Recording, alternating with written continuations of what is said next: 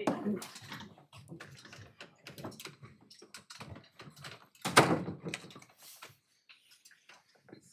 is an appeal in the matter of Butt and the Secretary of State to the Home Department. Ms Mohammed, I gather you've had a rather difficult time getting in. Yeah, there's a bit of a queue on the way in, but it went down quite quickly, thankfully. Have you had time to get yourself organised? I've got everything up and running, but thank you so much for understanding and giving me the further time. Not at all, it's not your fault. Just before you launch in, we've had an opportunity of reading all the papers in the matter, so we're familiar with it. We've also, when I say that, we've also reminded ourselves of the various authorities and reread those. So we're all up to speed on the case. I'm grateful for that indication, my lady. It was actually going to be one of the first questions that I asked you, because I imagine we can get through this quite quickly. It did occur to us that we should comfortably be able to get through this in by lunchtime. I'd be very grateful. I'm sure my children would too. You're on duty, are you? I'm a hands-on dad, so I like to be there if I can. Well, yes. Thank you very much. We're always very conscious of that. So now,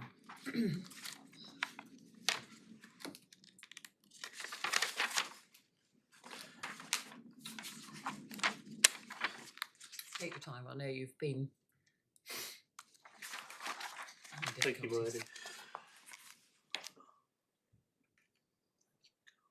So this matter has been given permission to appeal by Lord Justice Arnold. As I understand it, all three grounds have been given permission to proceed, and that is what we will be considering today. In relation to ground number one, and my lady will perhaps be the best authority on this particular point, is that it was said by the Upper Tier Tribunal Judge Lane, that there is an error from the decision below on the basis that the case of Chikwamba has been applied in a very general way, general principles, as opposed to the rather structured way of just applying it to the very narrow point of where the applicant is required to leave and make an application from abroad. It is my respectful submission that that is an error on part of the judge below, and that the judge of the First Tier Tribunal, Judge Turner, correctly applied the principles of Chikwamba as updated by the case of Alam, and she only applied it on the basis that there was a narrow point that arose in relation to whether the applicant should return to his home country to make the application from abroad.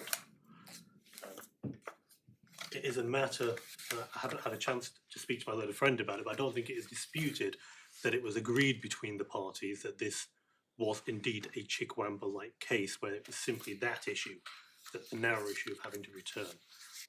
The judge recorded it in her decision. But what importance does that have now at this stage? The importance is that when we come to look at how the judge proceeded with this particular case, in the first tier this is, did she apply the principles generally, or did she apply it simply to the very fine point, the narrow point of whether the appellant had to return? Now, in my respectful submission, that could be the only way that she applied it in this particular case, because it was an agreed point between the parties. My skeleton argument does outline how we come to that conclusion by reference to the refusal, the review, and that, yes, it was the only point. All of the matters under the immigration rules had been met. It was simply a case of the applicant having to return. And it was the respondent's position that he should return, that it was to make that application. He couldn't meet the exception under EX1 of the immigration rules.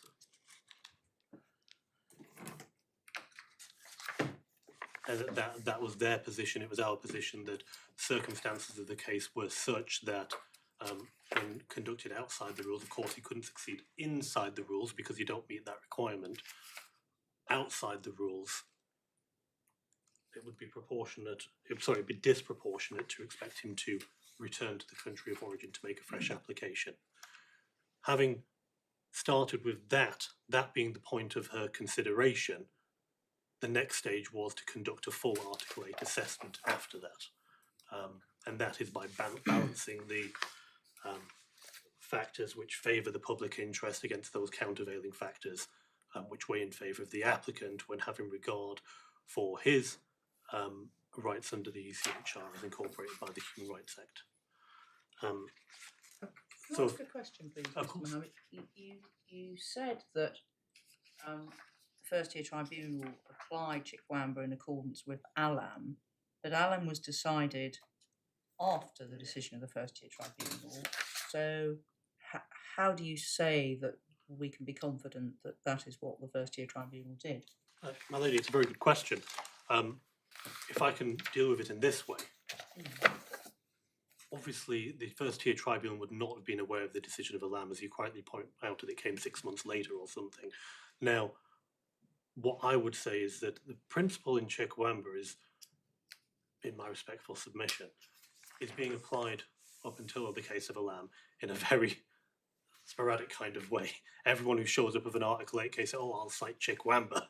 And that is not what Chikwamba says. It applied to that very narrow point where the immigration rules are met, save for the applicant having to return to the home country to make the application from abroad.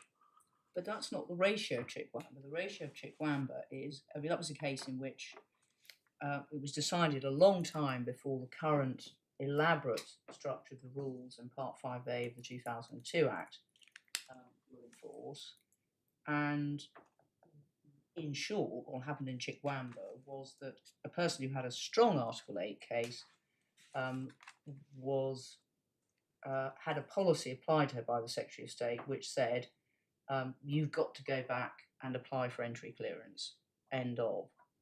Now, this isn't that case at the moment, I think, because nothing in the refusal of the application talks about having to go away and apply for entry clearance. What is discussed in the refusal notice doesn't account for the update that occurs once the refusal notice is reviewed in accordance with the tribunal direction prior to the appeal going ahead. Do you want to take us to that? The review, rather helpfully, my lady, I'm very sorry, but it doesn't appear in the bundle. I would be able to access the system in order to obtain that document. I could do that, but my apologies, it is not in the actual bundle itself. I don't believe it to be contentious. Did it say about going outside the country to apply? No, it does not say that you need to leave the country in order to make an application from abroad. What it says is there are 2 points of contention. One is that we don't accept the relationship is genuine Yes. and subsisting, which is then on review, they say we accept that it is genuine and subsisting. The remaining point was the EX1 point, is that because you are in the country and none of the provisions apply to you, we refuse you under that ground, the no insurmountable obstacles for your return. In my respectful submission, that is effectively putting you in a position where they're saying you need to return and make the application from abroad because all other aspects of the rules are met. And that is not disputed. So I think it would be helpful, in fact, not this minute, but if after the conclusion of the hearing, if you could ensure that. Of course, my lady. My apologies for it not being in the Please bundle. don't worry, these things happen, and no doubt Mr. House will want a copy as well. No, he probably has one, but. So it is for that reason that I say that that's a situation that the First Tier Tribunal was presented with. All aspects of the rules are satisfied, save for EX1. And I believe it is recorded within the First Tier Tribunal decision that effectively it is an agreement between the parties that the position is the applicant should return. The respondent says they should return and make the application from abroad.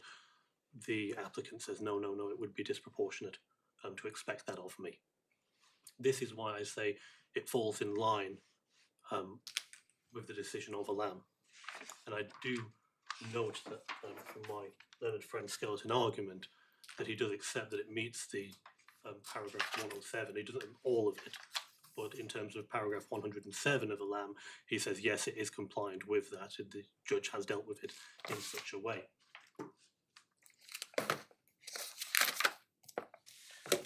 you like us to look at paragraph 107 of our law?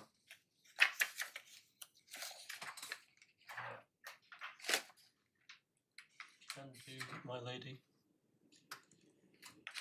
107, was it? Yes. Thank you. So I believe you'll find that at page Page 222 of the 222, yes. I'm grateful, my lady.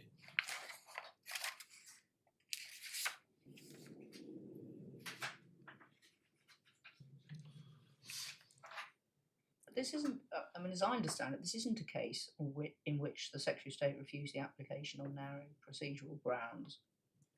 This is a case in which the Secretary of State said, you don't comply with the relevant paragraphs of the rules.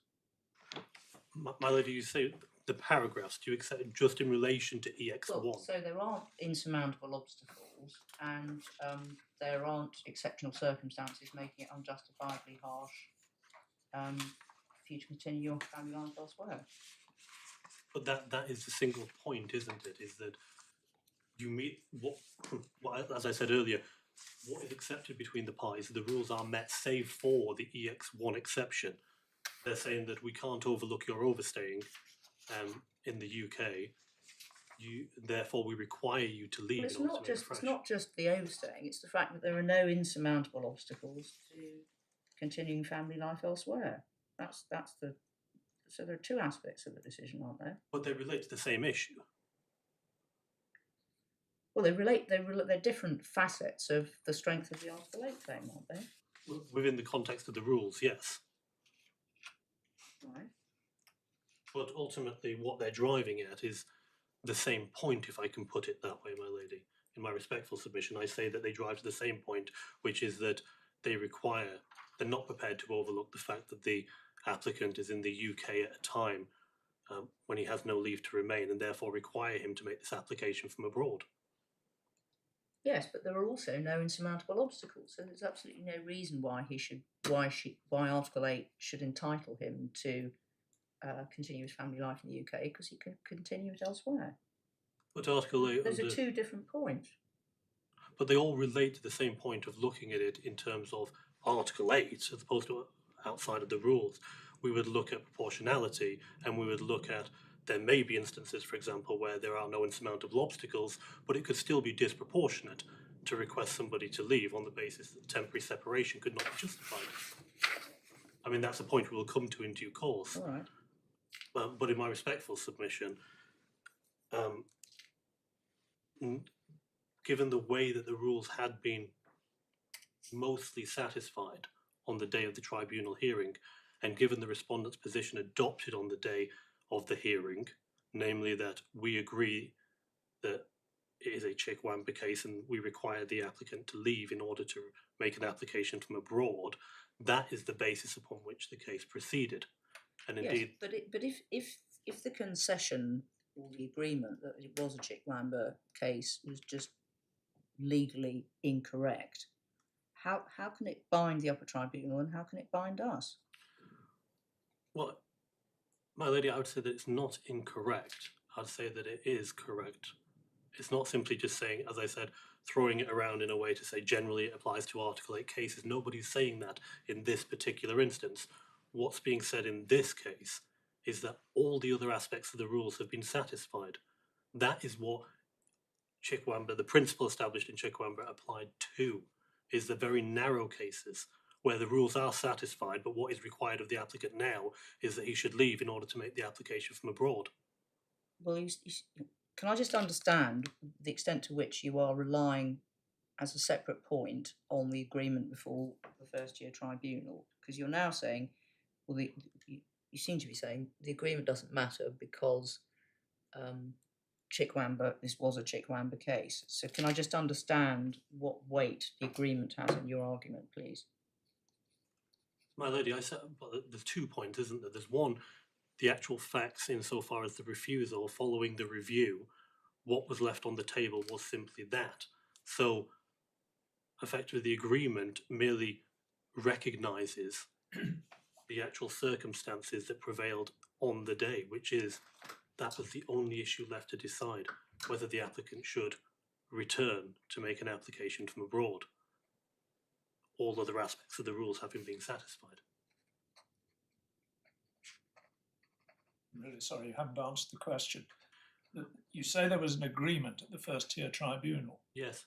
Is that of any relevance to our resolution of the appeal? Forgive me, my lord. What I said was that it would give recognition to what the actual circumstances were. The agreement is just, you could read it. I'm not saying I'm relying on there is agreement, therefore that it must proceed in this way. What I'm saying is that the agreement gives recognition to the true circumstances that prevailed on the day. The agreement is just a tangential fact, and we Quite, my lord. Yes. Yeah. All right. Absolutely. No, got that. Thank you, that's helpful. Thank you. Sorry, I interrupted you. Please continue. No, lady, please do. I'm just trying to understand how the argument fits together. So you must forgive me for asking questions. No, I'd much rather you do, because then I know where to focus. Thank you. So where we've got to is that you're placing no reliance in this court upon the fact of the agreement, but what you're saying was, in any event, the agreement was made in circumstances where it was the right thing to do because it properly reflected the law. Quite, my lady. Yes. Thank you. Thank you. Better put than me. Don't know about that. Right. So where have we got to? Well, when we look at, Are we still on ground one? still on ground one, very briefly though, not No, much longer. just keeping myself organised. In relation to this then, so when the Upper Tier Tribunal come to look at this matter, they say that because it had been applied, Chikwamba had been applied in a very general way rather than this focused way that we now know from Alam, they'd just proceeded on a false premise. Now, in my respectful submission, that can't be right, because the exact factors which have been identified, namely all aspects of the rules are satisfied but for the applicant having to be out of the country rather than in the country, that is the sole issue that arose before the court, and that is the issue that was then dealt with by the court. Coupled with, because obviously there's two parts to this, even if, as it says in Alam, there is an instance where there is that simple, narrow fact that whether the applicant has to return or not, it still requires the Article 8 assessment after that. And that is what the judge has done. She has conducted an Article 8 assessment where she's balanced the pros and cons, if I can put it that way, against each other before reaching her decision. In those circumstances, it's my respectful submission that the Upper Tier Tribunal erred when they said that no regard was really had for Alam and the way that these things are meant to be dealt with now. She applied the case very generally, which I don't really understand, but I say that she did it in a very structured way, in a correct way, in accordance with the principles recorded in Alam. Even though Alam was not decided at that point, she still did what was required in the right way. Moving on to ground two, and this is whether the judge finds that the First Tier Tribunal misapplied the case of EB Kosovo because she used the word counted. I believe that's the real argument here, is that she says that the section 117B subsection 4 has been countered by the case of EB Kosovo. Do you want to just take us to that part of her judgment? Yes, tribunal's judgment. Which paragraph are we at? Oh, paragraph 9, I suspect. My lady's well ahead of me. I think it's further on. She's conducting the assessment outside of the rules.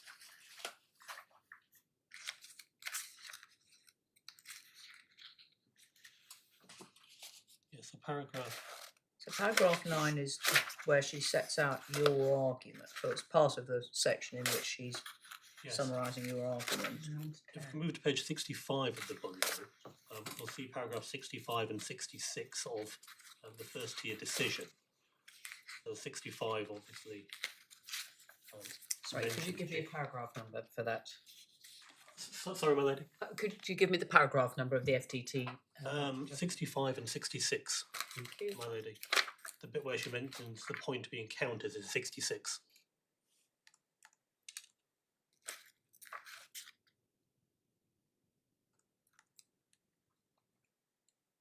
But how can, I mean, just as a matter of law, how can a provision in primary legislation, which is enacted after a decision of the House of Lords, be countered by points made in a decision of the House of Lords that precedes the enactment of the primary legislation? Yeah, I don't think the First Tier Tribunal meant it in such a way as to say it counters, thus displaces the legislation. I think what she's talking about is balancing the relevant considerations. So almost like a counterbalance, if I can put it that way. On one side, I have section 1174, and I do have regard for that section, but equally I have regard for what is said in EB Kosovo, in particular that where no steps are taken to remove an individual, there's been significant delay, months turn to years, years precede years. She's saying on one side I've got that argument, on the other I've got the other, and I think that's also repeated in Igiako when it talks about precarious immigration status. And it then goes on in the very next paragraph to then say, but equally we have regard for the fact that if a state allows a migrant to remain in there. But I may be wrong. Does Agiarco precede the enactment of Part 5A? Now you've got me, my lady. It's an objective fact, so we can check, can't we? Yes. I'm trying to remember when. So Part 5A was introduced by the 2014 Act, and I can't remember when Part 5A came into force, but it would have been on a date after 2014. When was Agiarco decided? Igiako is 2017. Right. But Agiarco It doesn't must do, because it talks discuss- about precariousness. but Well, it doesn't it says talk Part about- 5A came into force on the 28th of July 2014. Right. I'm grateful to my lady friend. Does Agiarco consider Part 5A, or is it still considering what were then the provisions of the immigration rules? Which is the follow-up question. So I have a feeling, I haven't looked at Agiarco recently, that it wasn't considering Part 5A, but we can check that fairly readily, can't we?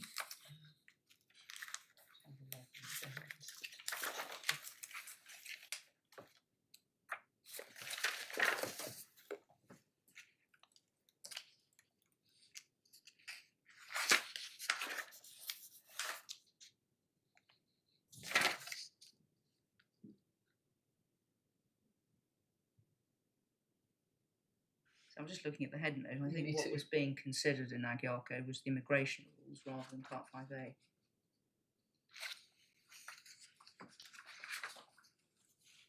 Yes, well, I can't find any reference to it in the relevant part.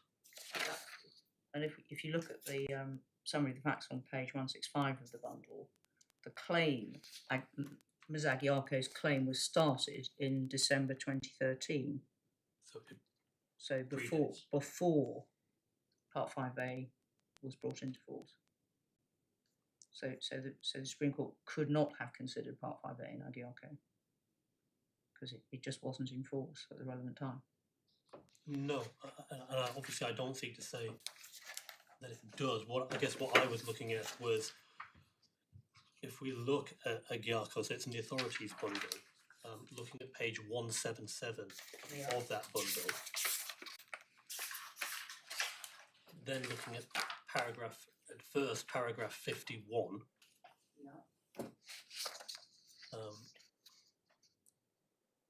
halfway through the paragraph, the famous phrase was, if on one hand an applicant, even if residing in the UK unlawfully, was otherwise certain to be granted leave to enter, or at least an application were made from outside, then there might be no public interest in his removal, and then refers to the Chikwamba case. 52, it then said it is also necessary to bear in mind that cogency of the public interest in the removal of a person living in the UK unlawfully is liable to diminish, or looking at the matter from the opposite perspective, the weight to be given is likely to increase if there is a protracted delay in the enforcement of immigration control. And then it references the case of EB Kosovo. So it looks at both parts. I appreciate it doesn't do it within the framework of the legislation. But what I would say is that in the case of EB Kosovo, when the matters were laid down, I'll just find the relevant paragraph. So in paragraph 14 of EB Kosovo, and forgive me, the authorities bundle like that. For some reason it is not paragraphed. It's not numbered, sorry. Sorry, where's the reference in EB Kosovo? Which paragraph? So it's in paragraph 14 that we would look at.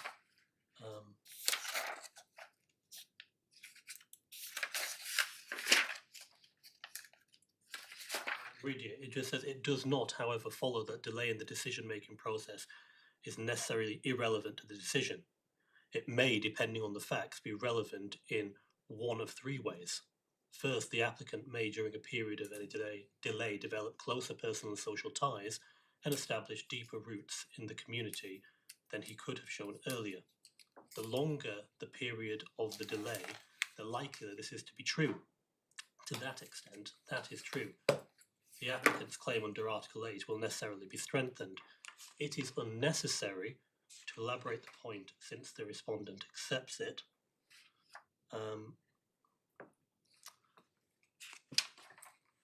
Forgive me, there's a second point I was thinking of.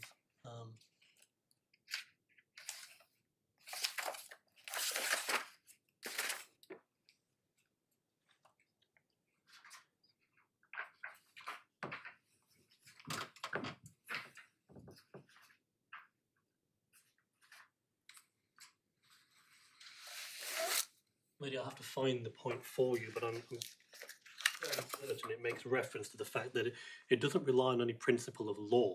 It says it's very much a kind of, it's something which flows from the delay. But how do you square your argument? I mean, to what extent does that general statement in EB Kosovo survive the enactment of section 117 capital B subsection 4? Because in that particular case, again, I'll have to find you the passage, my lady, but what it says is that it's not established in any point of law. It's not referring to that. It's saying that it establishes it as almost like a principle, if you like, and that's why it's not What's the tied. difference between a point of law and a principle? Well, cases do establish principles. So to the extent that EB Kosovo establishes a principle that you can take delay into account in an Article 8 case, how does that principle survive the enactment of section 117 capital B subsection 4 in a case like this? Sorry, forgive me. If we look at paragraph 15 and we look at the final sentence Where in in EB Kosovo,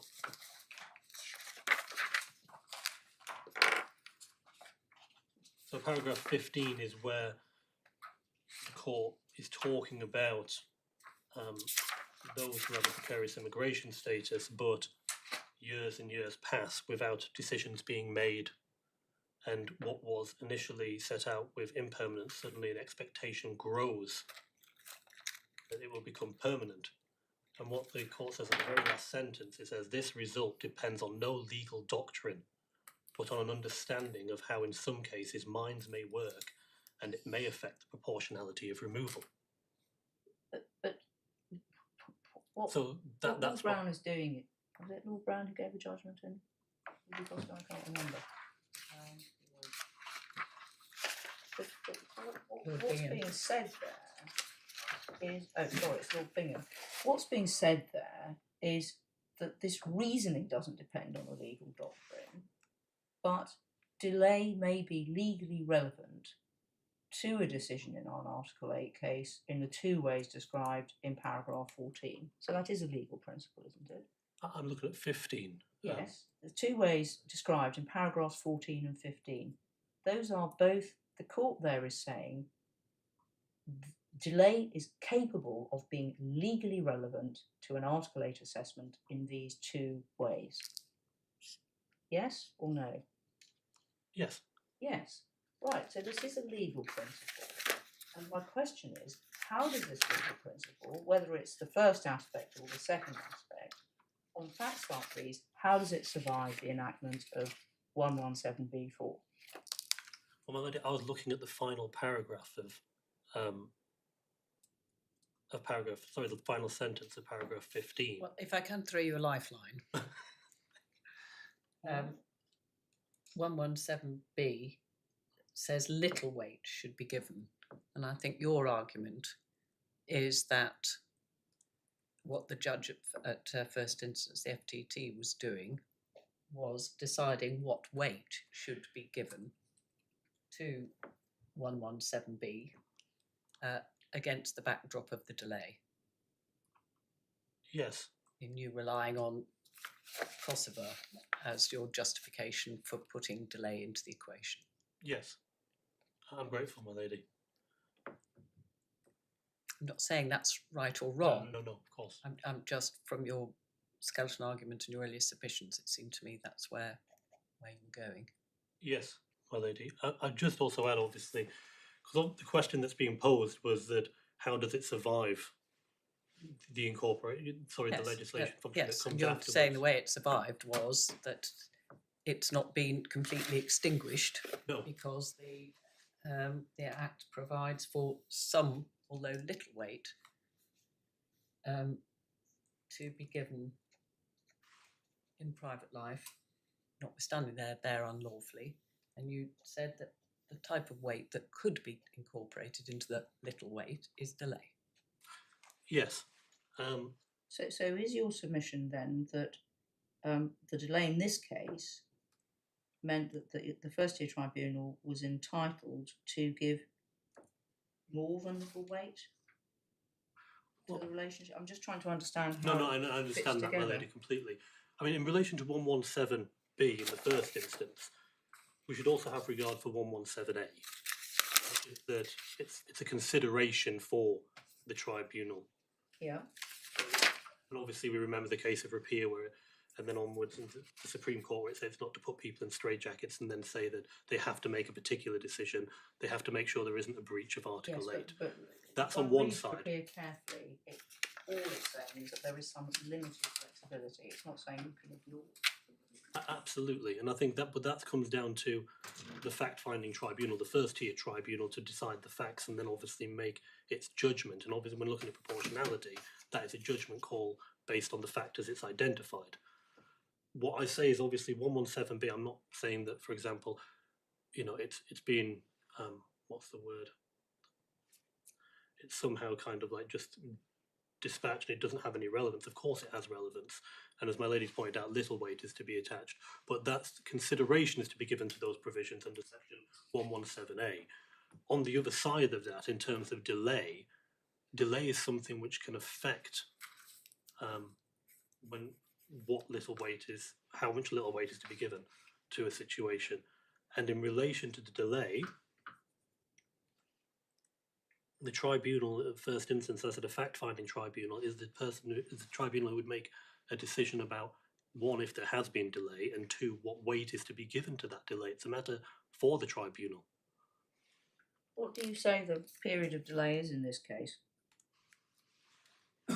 In my respectful submission, at the time of the actual hearing itself, there was a 10-year delay initially from coming in at 2006 to 2016. Wait a minute. That could only count, couldn't it, if the Secretary of State knew throughout that 10-year period that your client was here overstaying. Is that the position? The Secretary of State remains silent on that. They haven't actually said one way or another. Well, did your client do anything to draw attention to the fact that he was here without leave for that period? He's been reporting for years. Reporting? Yes, he was reporting for years to the Secretary of State, but that takes us from 2006 to 2016. And this is where the First Tier Tribunal plays. There are no findings of fact about that, are there? No. But obviously, what one would have to question: what could the appellant actually give in terms of evidence in relation to that? It would be for the respondent to come forward and either accept or reject it based on what's in there on their system. Because obviously, when they come and sign, there's a record of that. Sorry, so it's for the Secretary of State to prove that he was or wasn't reporting in that period. Is that your case? Not for them to prove, but obviously once it's raised as a matter, then it's for them to obviously, one, state where they stand on it. Either they agree or they don't. If they do agree, it fine. If they don't... So where was this raised in the proceedings? Well, the whole argument of EB Kosovo.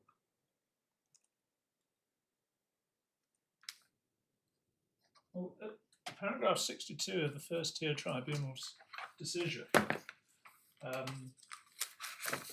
the judge said, it's right to say that the appellant's been in the UK since 2006. I note Immigration Judge Fisher's point, that's the previous judge, that there is no evidence that the respondent knew of the appellant's whereabouts for many years. However, the respondent did know of his whereabouts after he applied for leave in 2016. Yet, despite this, no opportunity taken to remove the appellant from the UK. So that was the factual matrix that the judge, the judge's name was, in 2022 was proceeding on. There's no hint there that between 2006 and 2016 the Home Secretary had any idea of the appellant's position. I understand, my lord. In the decision before made by Immigration Judge Fisher, there is no factual discussion about any of that. It's something he's just put into his decision, but there's nothing in that decision, for example, where there is a discussion about having had a conversation, the respondent making its position known. He has simply put in his decision that there is no evidence that the respondent knew. Yes. And this First Tier Tribunal judge notes that. Yes.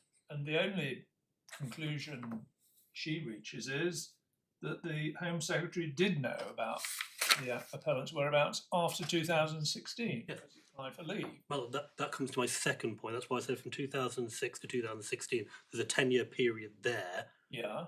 And then from that period... Pause a moment. The First Tier Tribunal judge, on the face of it, didn't take that period into account. No, she didn't. I accept that. She didn't take it into account. What I'm saying is that there is potential consideration to be had, if I can put it that way. There was a 10-year gap there where he's just simply been allowed to remain in the country. Well, I'm sorry, Yes. I don't want us all to gang up on you, but as my lord has pointed out, there's a finding of fact here. That there was no evidence that the respondent knew about the whereabouts. So you're now saying that this court should now factor that into the delay? I'm not saying that. I'm just making it known the fact that there's a 10-year period. Well, we know there was a 10-year period, and we know also there was a finding of fact that the respondent didn't know or had no reason. There was no evidence they knew. So really, can you start your delay argument before? Can you realistically start your delay argument? I won't take it any further than that. And I think that's wise. Yes. So from 2016... Picking up my lady's point then, the period of delay you rely on for the purposes of your appeal, your Kosovo Ground 2 appeal, is from 2016? During that period, there are times when he could not have been removed because he was pursuing appeals in the tribunal system. Agreed. Right. So how much of that for how much of that period was he protected from removal? I think I detail it in my skeleton. Well, in 2016, he applied for leave. The Home Secretary made a decision about 18 months later. Yeah. He then appealed, and his appeal rights exhausted sometime in 2020. Yes. Then there was 6 months or so when nothing happened, and then he made a fresh application, and so the bandwagon began to roll again. So the delay, obviously, one relates to the time taken to decide an application. Right. So, as you said, rightly say, there's an application made in 2016. So there's about an 18-month period there. 18-month period there. Then there's about a 6-month period once that particular application gone through the appeal process, Yes. all rights exhausted, which then takes it to around 2 years.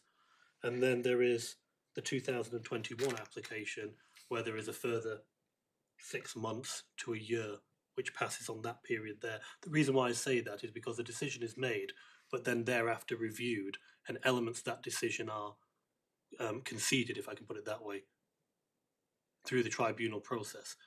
But I take my lord's point is that it would appear at first blush that there's not an awful lot of delay, but there is still delay.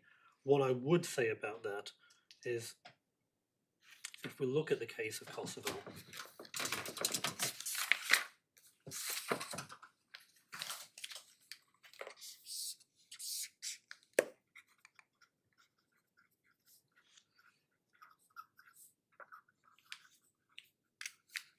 not paragraph, page 45 of the authorities bundle.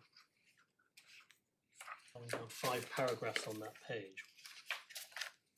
Sorry, are we talking about EB Kosovo? Yes, EB Kosovo. Well, I mean, the point about delay begins at page 60 of the bundle. There's a bold heading delay, and Lord Bingham deals with it on the rest of that page. And it begins with a discussion of a case called Strabak, if that's how you pronounce it, where the issue was application made, and would it have been successful if the decision had been made within a reasonable time, and the applicant in the meantime had established a family life. So that's a very different situation. So that was the starting point. And at paragraph 14, Lord Bingham said, it does not, however, follow that delay in the decision-making process is necessarily irrelevant to the decision. So, and then he starts talking about months going into years and so forth. Well, without wishing to sound contentious, can you really say that the decision-making process in this case fell into the sort of months going into years category that Lord Bingham was talking about?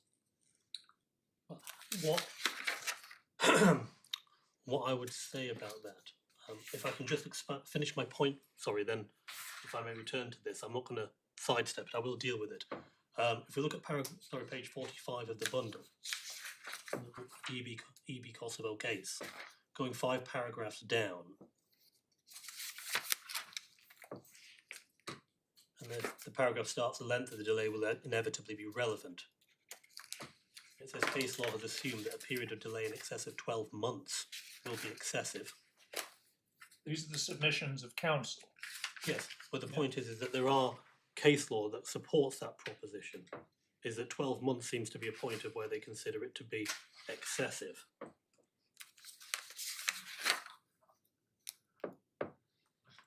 And that in our situation, it has gone beyond 12 months. And when we talk about what Lord Bingham said about months going into years, well, it's gone beyond months, it has gone into years. But you're saying that the 12 months can be cumulative? Because we've got the delay in considering the initial application was from the 3rd of December to the 13th of March. So then we go into tribunals. Then we've got a delay between I'm looking at your very helpful skeleton. Thank you, Blair. Then between the 11th of December and the 3rd of May, no steps taken to remove. So we've got a little under 5 months there. And then the substantial delay, you would say, is because it just tips over the year. No, then we've got the 4th of May 2021 to the 30th of December 2021. Which again is not a year. So you're saying we have to actually add all those up together and say, even though we've got tribunals in between? Unfortunately, that's what the submission is, my lady. I'm not critical, I just want to be clear about it, because that's quite difficult for me, I have to say. No, I'd rather you say, because then I understand. I think from my respectful submission is just that we look at the delay that the applicant has incurred once he's taken steps to regularise his stay. Now, I know there has been obviously a lot of tribunal time which has been taken in between these applications, but in terms of looking at the amount of time it took to decide application 1, the period of time when he could have been removed, and then period of time for application 2, I was looking at them all together, and I do believe the judge has probably done the same thing when she's made her decision. EB Kosovo specifically concerns delay in the decision-making process. It isn't authority for any wider principle. Yes, so I mean, in the decision-making process, I think we have about 2 years. If you If you can if you morph accumulate them, together. yes. Thank you, that's clear. But I think the period of when there was no application pending, so 5-6 month period gap that existed there was no bar to his removal from the UK. Steps could have been taken to remove him at that stage because there was no pending application. But EB Kosovo isn't authority for a principle that says that if there's a 5-month period in which you could have but didn't remove somebody, that's relevant to their Article 8 claim. No, I don't think UB Kosovo is an authority for that. But I would No. say, if we're looking at delay in an application, would it be so far to stretch it to in relation to periods of time where But the apart person from has got EB no Kosovo, application pending? What authority is there for the proposition that any delay in removing somebody is relevant to their Article 8 claim, particularly now that you've got Part 5A? No, Melody, I take your point completely. I'm not saying there is an authority. I'm just saying it would be relevant, the fact that you had that period and you did nothing, especially bearing in mind that the person's been in the UK since 2006. If we reach 2019-20, we're looking at 14-15 years later. If you have an opportunity, surely at that point one would expect you to take it. But so far as the period from 2006 onwards is concerned, the other side of the coin is that the appellant had 10 years in which he could have left the UK. He wasn't obliged to stay here. He was overstaying. I agree completely. I mean, I don't take that point at all. Thank you, that's really clear. Now, where have we got to? Does that conclude your submissions on ground two? On ground 2. And I think ground 3 brings us to the point about insurmountable obstacles and then proportionality. Thank you. So one must understand, obviously, that you proceed under the rules. If an applicant doesn't meet the criteria of the rules, the tribunal can go outside of the rules and assess it with regard to, as my lady's pointed out, 117B. You look at the statute, you can look at case law, and you then effectively conduct a balancing exercise between the interests of the state against the interests of the individual under their Article 8 rights. Something that hasn't been considered by this court has been circumstances, and indeed why Lord Arnold, I believe, gave permission, where it's found that there is no insurmountable obstacles, but the decision could still be disproportionate. And I believe the case which really touches on this is the case of Chen, which is in the authorities bundle.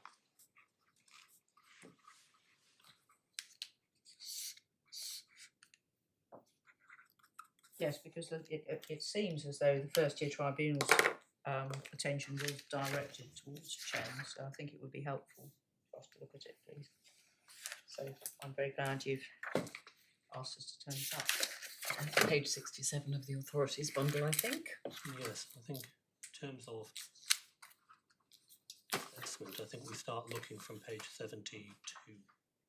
The heading there of assessment. Can we just see what the facts were before we dive into the Yes, sorry. reasoning?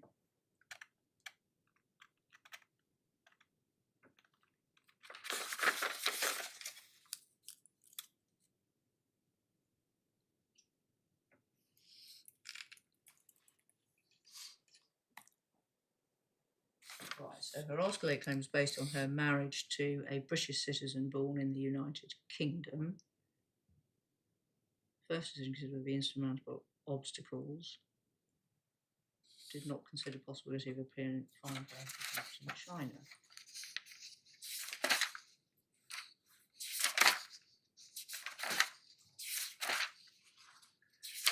Now, where do you want to take us, Mr. Mohammed? Yes, my lady. I mean, there is a lot to actually consider in Chen.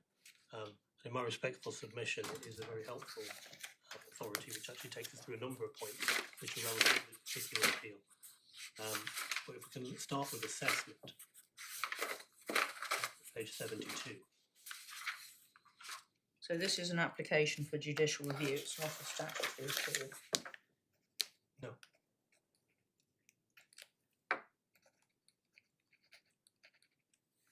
right? The gist of what So in your we start with obviously is the in your immigration. skeleton arguments. Once the immigration rules were amended to include this Appendix FM, which gave consideration to Article 8 claims, it quickly came about that it didn't envisage every single nuance of application that could be made. And this case highlighted a particular circumstance, and that was that of temporary separation. And I think this is where the First Tier Tribunal has focused its mind when making its decision.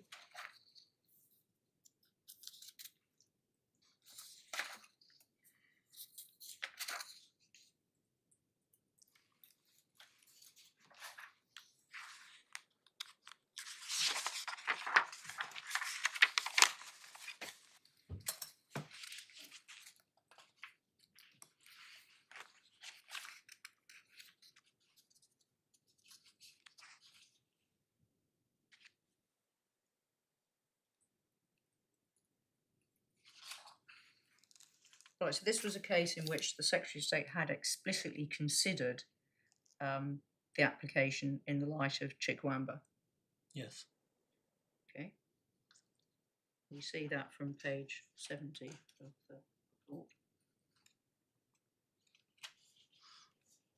Sorry, I'm just trying to turn up the relevant part.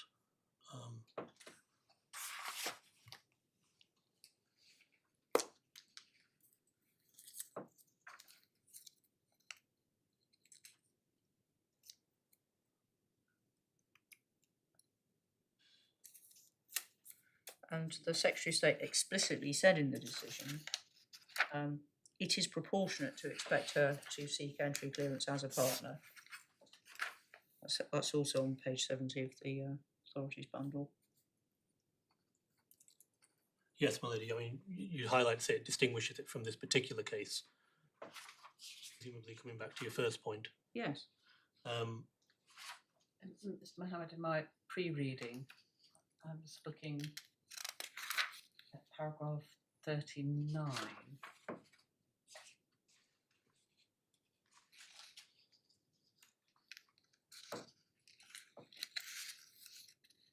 As effectively what appeared to be their starting point, or the starting point to the analysis. Yes.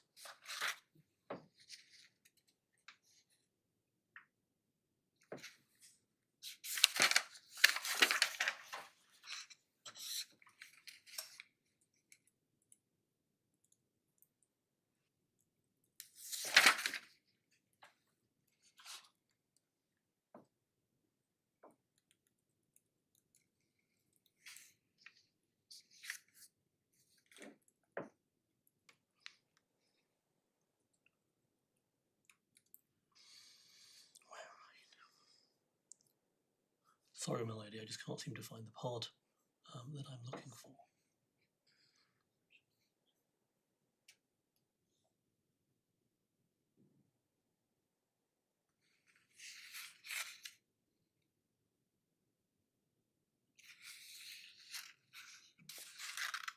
Yes, I think paragraph 24, so looking at page 73, is where we start to look at the issue that I was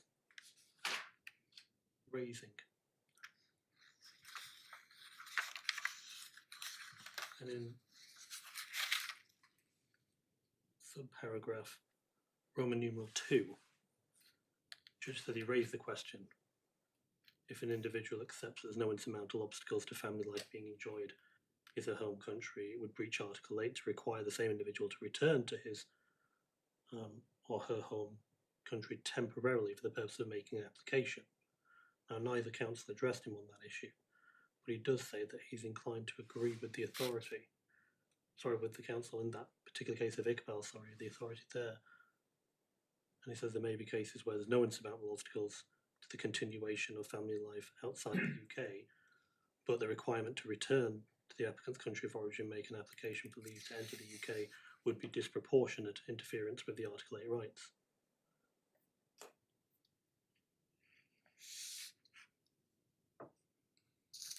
a separation, which then is deemed to be disproportionate. But again, that is found by conducting an Article 8 assessment on the facts of the particular case. Now,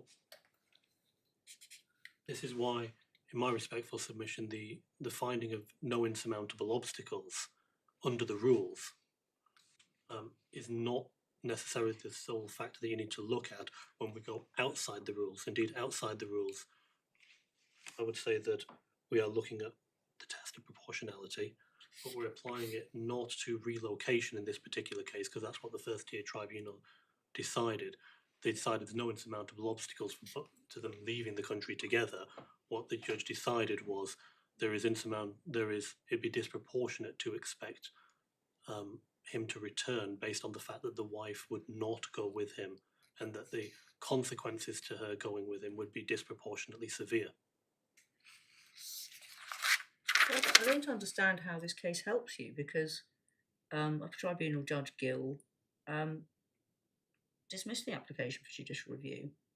He held that the reasoning of the Secretary of State was perfectly okay.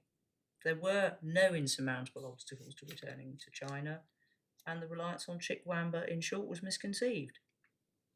Yes, but that's because what he decides effectively is that it's not a Chikwamba case, that particular case. If the application to Chikwamba is misconceived, it's because he doesn't fall within the remit of that narrow point. What the case does establish is this: for the first time, we're looking at situations where there are no insurmountable obstacles, but where removal would then still be disproportionate. It raises that argument. I'm really sorry, it doesn't establish anything at all. No. Just Upper Tribunal Judge Gill, whose mastery of immigration law I regard as enormous, was not having to decide the point. She expressly said, because it didn't arise. So she mused on it and was inclined to a view. And the view actually involved, well, cases where the appellant is going to be separated from his or her children. And in those cases, the proportionality exercise might tip one way rather than the other. Well, all of that is of interest, but no more than that. I guess my point with it, my lord, is that we are looking at the fact that the proposition, or can I put it that way, that there are cases where there may be no insurmountable obstacles, such as this case, but where the removal of that person, the temporary separation between the parties, would still be disproportionate. It's a possibility. It can happen, and I appreciate you say it doesn't decide anything, but it expresses a view of a person who you hold high regard for, which obviously it points a particular direction, if I can put it that way. I say the possibility arises. So whereas someone who says, look, there's no insurmountable obstacles, this case cannot succeed, that is not right. You would look at it under the proportionality assessment, and that is applying a different test, or an extended test, if I can put it that way, where we're looking at unjustifiably harsh consequences of requiring the person to leave. And in this particular case, it's my submission that that's exactly what the judge has done. He's decided that, fine, there are no insurmountable obstacles, but having regard in particular to the sponsor's situation and how it would affect her, one, she finds the consequence would be disproportionately severe to her, but what she also finds is that the consequence would be unjustifiably harsh. Now, whilst it might say there is no particular reference to unjustifiably harsh within the decision, in my submission there is. When she's citing the case of Lal, she references paragraph 60, she says 86, she means 68, but when you read that, Sorry, I'm so sorry. Can we just go back to the right paragraph of the decision? Because I've been looking at Chen. Can you remind me which paragraph we're looking at, please? It's my fault. I'm not quick enough. Are we still in Chen, or have we moved on? We've moved on from Chen. Moved on to Lal. Or have we moved on to the First Tier Tribunal judge's reference to which paragraph? 68? So it's on page 64 of the authorities bundle, Right. paragraph 64 of her Paragraph 64. judgment.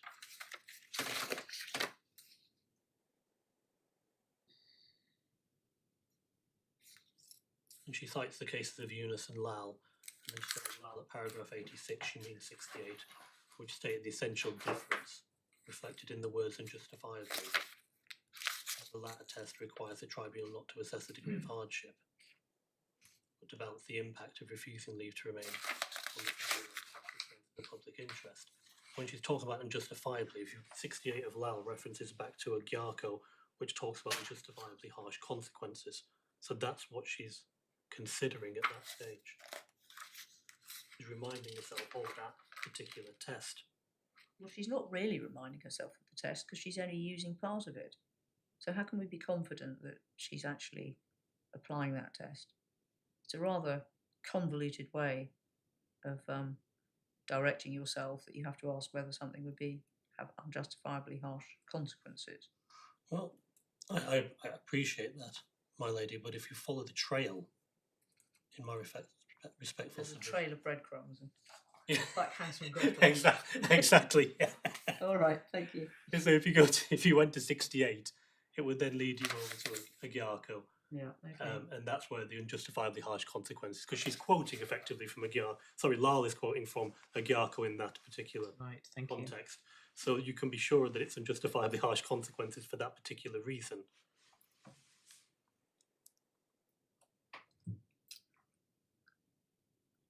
Right.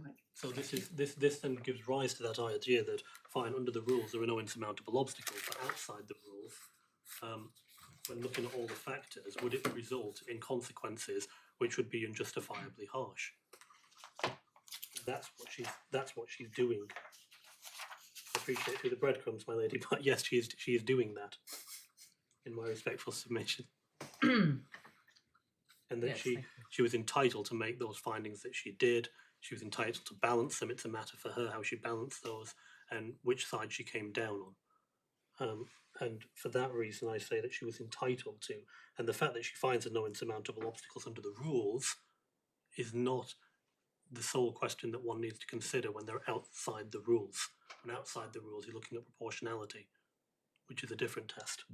Those are my submissions, unless I can assist any further. Thank you. Just give me a moment.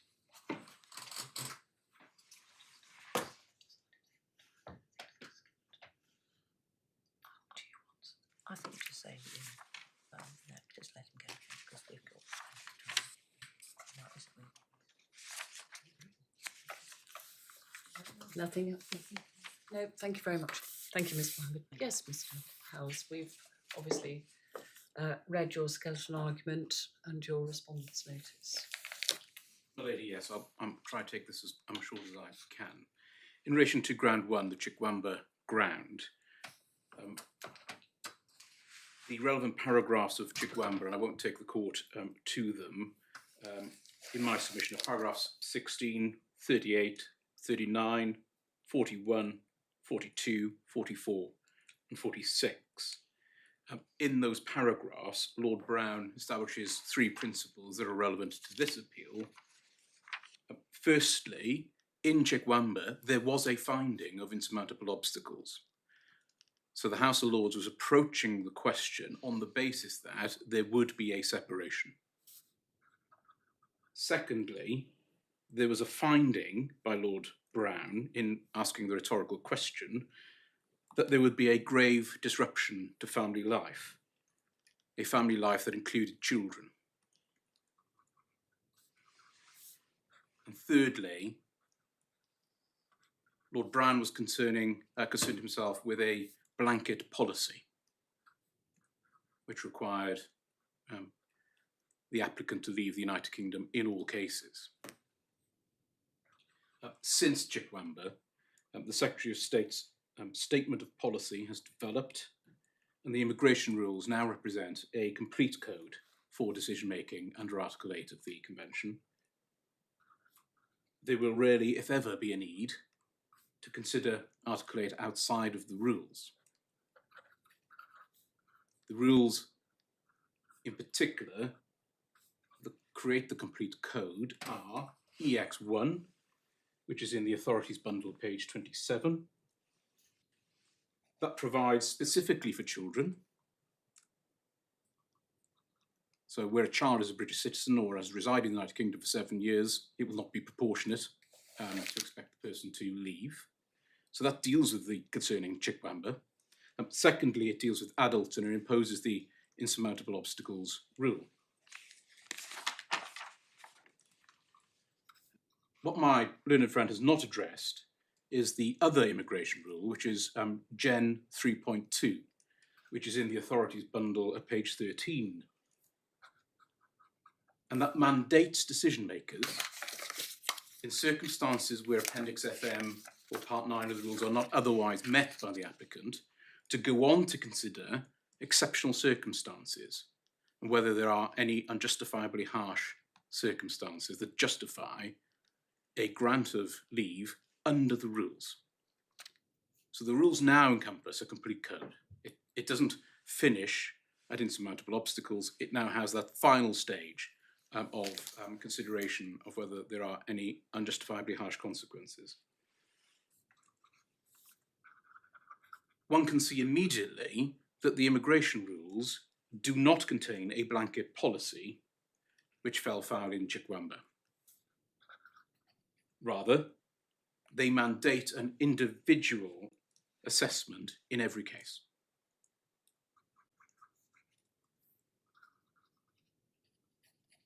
And they've been held by the Supreme Court as being compatible with Article 8 in the case of Agiaco. My lady, that is an authority that I'd like to take the court to. May I begin at page 175 of the authorities bundle?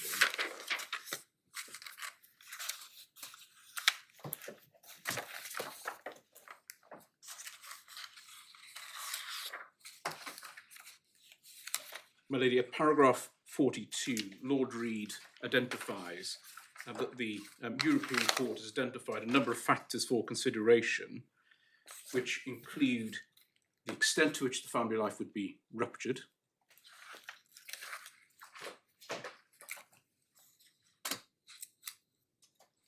the extent of ties in the contracting state, whether there are insurmountable obstacles, and immigration control factors.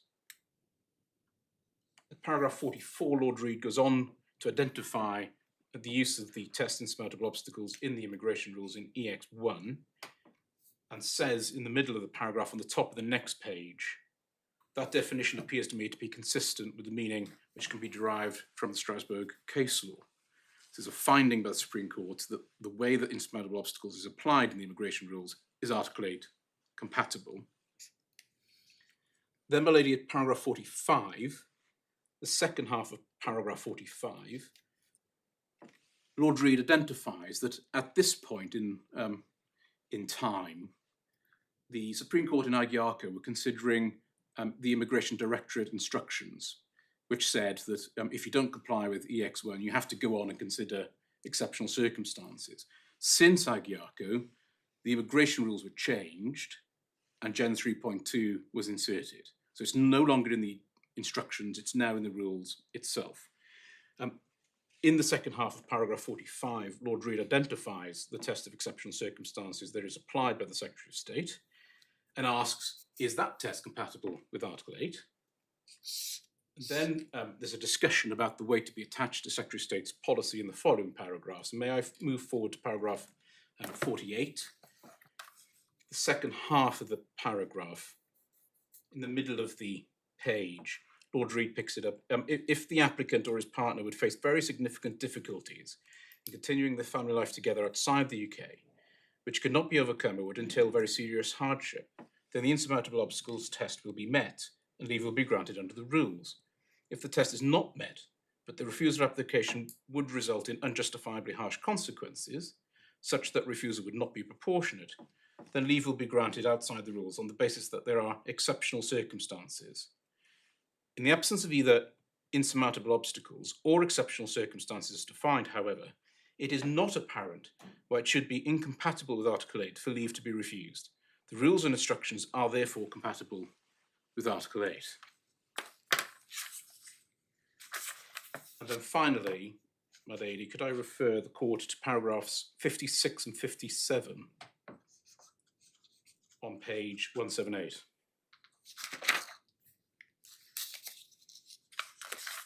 So the court may be wondering what's meant by exceptional circumstances, and this is where Lord Reid addresses that. Paragraph 56, Lord Reid refers to the judgment of the Master of the Rolls, Lord Dyson, in MF Nigeria, that well-known deportation case. And then continues after the quotation, cases are not therefore to be approached by searching for a unique or unusual feature, and in its absence, rejecting the application without further examination. Rather, as Lord Dyson made clear, the test is one of proportionality. The reference to exceptional circumstances in the European case law means that, in cases involving precarious family life, something very compelling is required to outweigh the public interest, applying a proportionality test. And then paragraph 57, that approach is also appropriate where a court of tribunal is considering whether refusal of leave to remain is compatible with Article 8 in the context of precarious family life. And then the final sentence of paragraph 57, in general, in cases concerned with precarious family life, a very strong or compelling claim is required to outweigh the public interest in immigration control. In other words, you apply the test in MF Nigeria to precarious family life cases. Very compelling circumstances. In addition to the immigration rules, so that completes the story in relation to the immigration rules, Parliament enacted Part 5A of the 2002 Act. The court has already been referred to sections 117A and 117B. The way in which those provisions are to be applied was discussed by the Court of Appeal in Rupiah, and it is worth going to the judgment of Lord Justice Sales just for two references. It begins in the authorities bundle, page 150.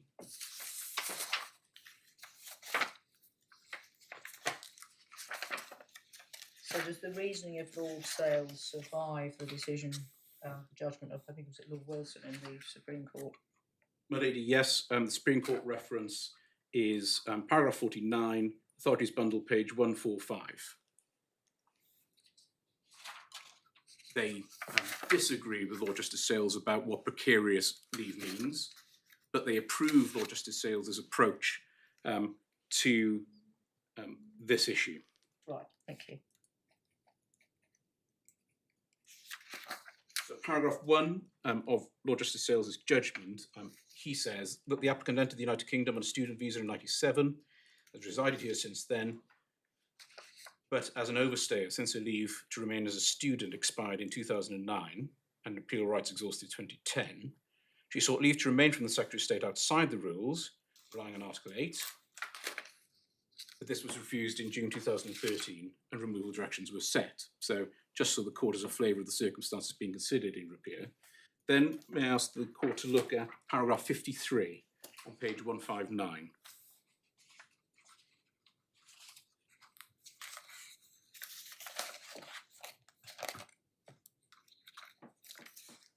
Could I invite the court to read the first half of paragraph 53 down to special and compelling character? Certainly.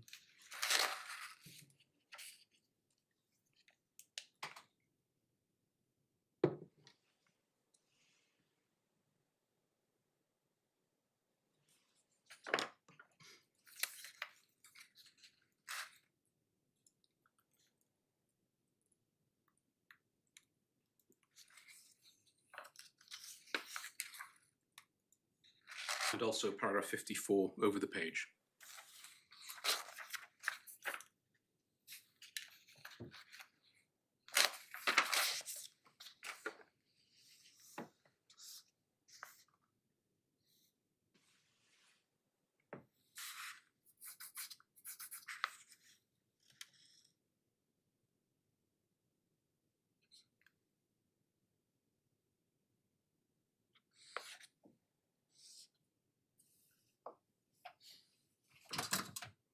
So this is a point that Lady Justice Elizabeth Lane raised earlier, that actually what's being said in Rupiah is that the starting point is that you apply the statutory provision. And you can only depart from the statutory provision if the decision maker identifies, or the tribunal identifies, compelling reasons to depart from the statutory position.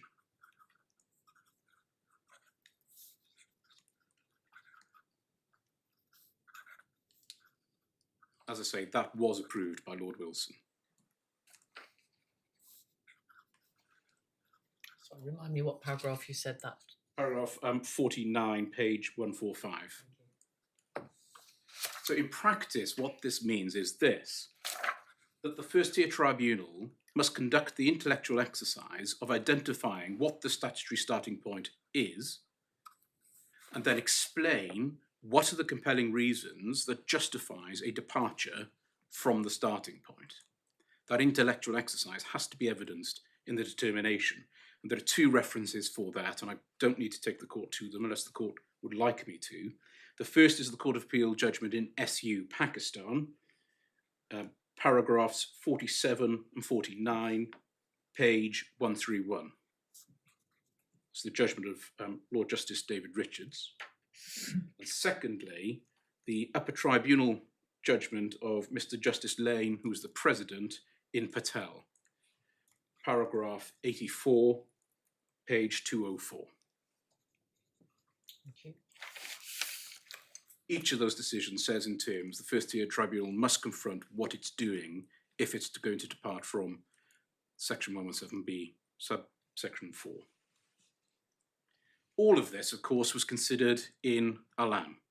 And I don't need to take the court to the judgment. The relevant paragraphs are paragraph 2 and 5, because they set out the similarities between this case and the cases before the court in Alam. And then paragraphs 106 to 108, 112, and 114. The two main features of that case that are relevant to this case in my submission are the recognition that since 2008, June, the 24th of June, when the House of Lords handed down the two judgments of Chikwamba and EB Kosovo, there's been a sea change in the legislative approach to Article 8. And Chikwamba and EB Kosovo need to be applied with that very much in mind. For the purposes of this appeal, I accept that EB Kosovo and Chikwamba can be relevant considerations, but in the way that I've described.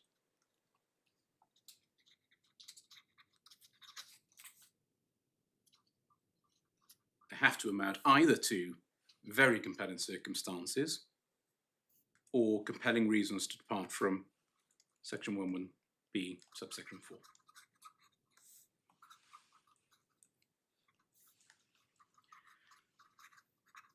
Having established the principles that in my submission cut across this whole appeal, may I now make some submissions about the first tier determination. I won't take the court to all my references, but just a couple of them. Firstly, at paragraph 27 of the determination, the respondent's submission on Dever Sealand is recorded. So the respondent argued that when the tribunal was looking at EX1 and unjustifiably harsh consequences after that, it had to have regard to the determination of Immigration Judge Fisher, which was the previous determination, and I will come to that in a moment if I may. At paragraph 34, the legislative framework is set out, and section 117B is set out in full at paragraph 34. At paragraph 44, the First Tier Tribunal identified the issues to be decided in the case, and it is worth going to that, and it's at page 60 of the core bundle.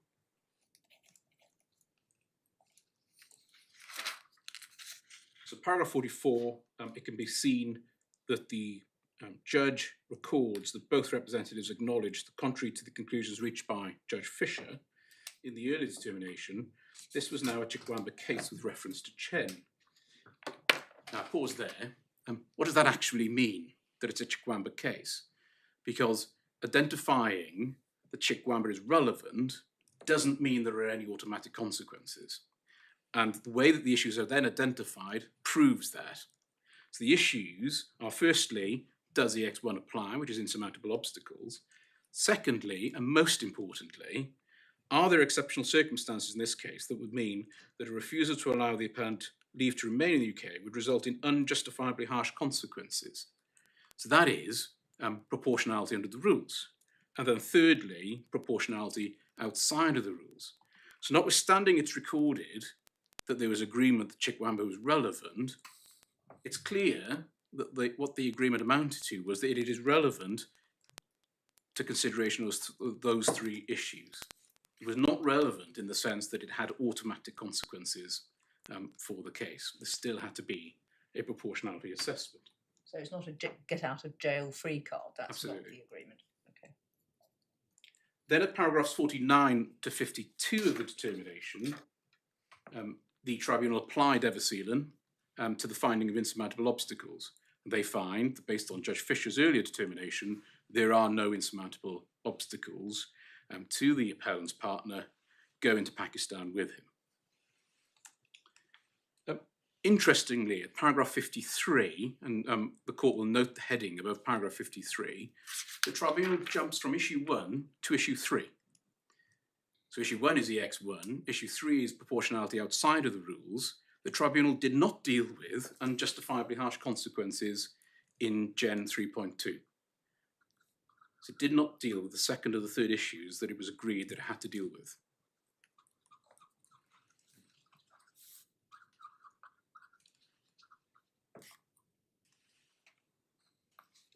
Paragraphs 58 and 59, the judge identifies the Chikwamba principle in the context of an overall proportionality assessment. The judge was right not to treat Chikwamba as having any automatic consequences. I accept that. The judge dealt with it in the way that Alam envisaged of there being a balancing act, as it being a relevant consideration in that context. There's the reference of paragraph 64 to Lal and unduly harsh consequences. That is taken out of context. The point being made in Lal, paragraph 68, is a slightly different point, but nevertheless there's a reference to unduly harsh consequences. And then importantly, at paragraphs 65 to 66, so the judge identifies that there's a public interest in removal because of the immigration history.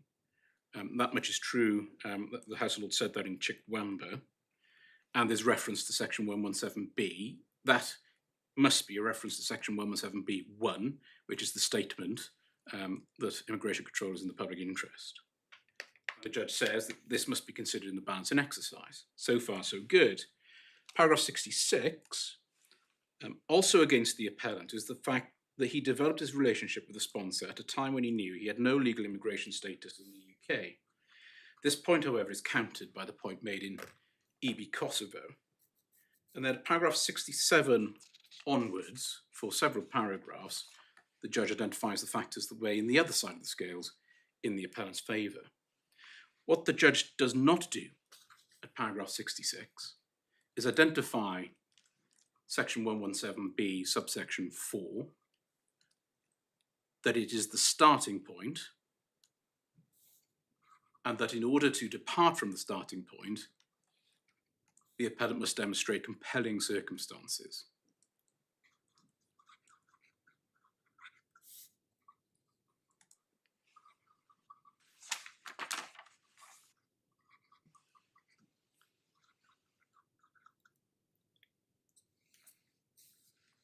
Paragraph 74, it's worth just making a mention of this, that the judge starts by saying the evidence is of a 6-month delay in UK visa applications being determined, but then goes into speculation about, well, if somehow the application is messed up and some document is left out of account, it could lead to an appeal which could take a lot longer.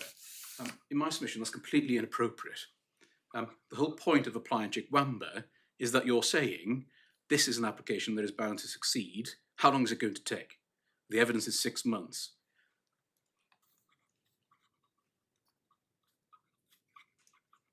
And then the conclusion is at 75 to 76, taking into account this speculative lengthy separation and the words of proportionality are used.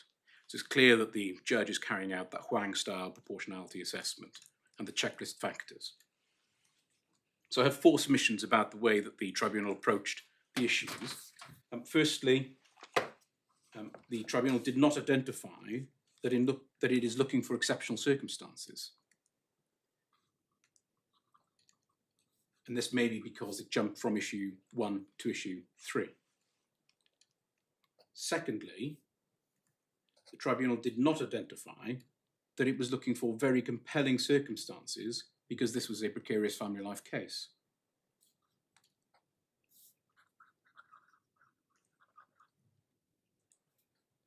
Thirdly, the tribunal did not identify the starting point in section 117b(4). It did not justify a departure from it based on compelling reasons. And fourthly, the tribunal did not identify the fact that its earlier finding in relation to insurmountable obstacles was, as Lady Justice Elizabeth Lang described it, a powerful factor against the Article 8 claim.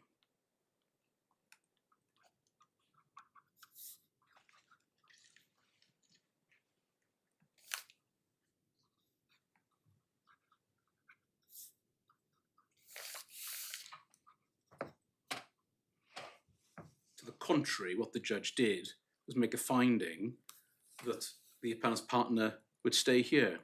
And so that would be unjustifiably harsh. But that's inconsistent with the finding on insurmountable obstacles. The Upper Tribunal dealt with this at paragraph 8, rather succinctly and perhaps in a general way.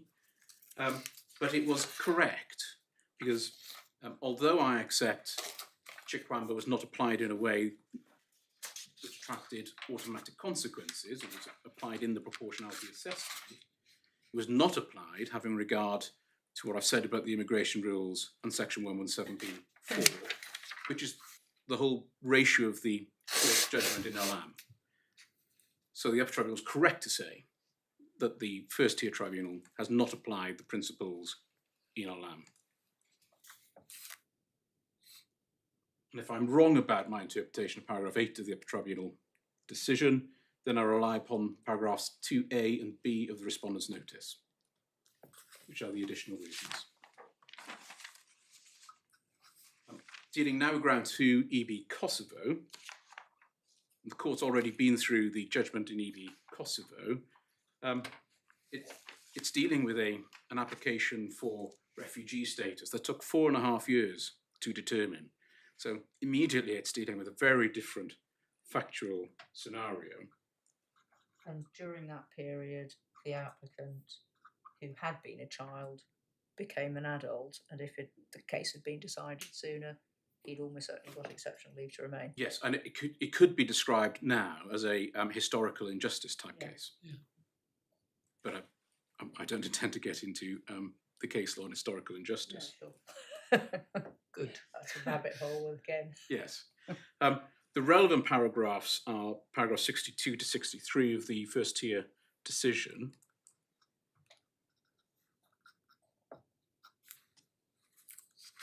This has already been pored over by the court. The period of delay is from December 2016 onwards. That could be the only period of alleged delay. The application was made in December 2016 and it was decided by March 2018. So actually it's a period of around 15 months delay.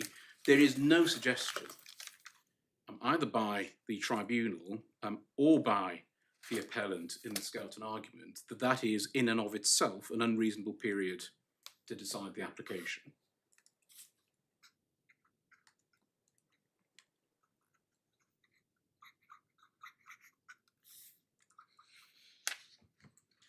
In relation to the 10-year prior period, I have taken instructions from my client whilst I've been sat down in court.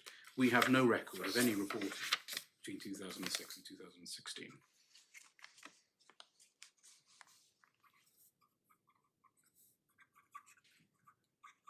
Following the decision in March 2017, there was then an appeal, and as the appellant says in the skeleton argument, the appellant became appeal rights exhausted in December 2020. There's a period of 5 months until the application was made in May 2021. So the only time in which the appellant was removable was a period of 5 months from the very first application in 2016 until today.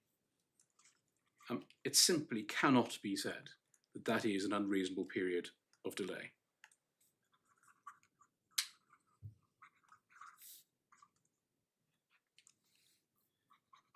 I have two submissions about the way that the First Tier dealt with this. Firstly, the First Tier was not clear about the period of delay being relied upon over and above that which has already been identified. And secondly, which of the three of Lord Bingham's three ways it was said was relevant. Bearing in mind that the appellant married his wife in 2014, and his relationship developed when he was in the UK unlawfully, and before he'd made any application to regularise his stay.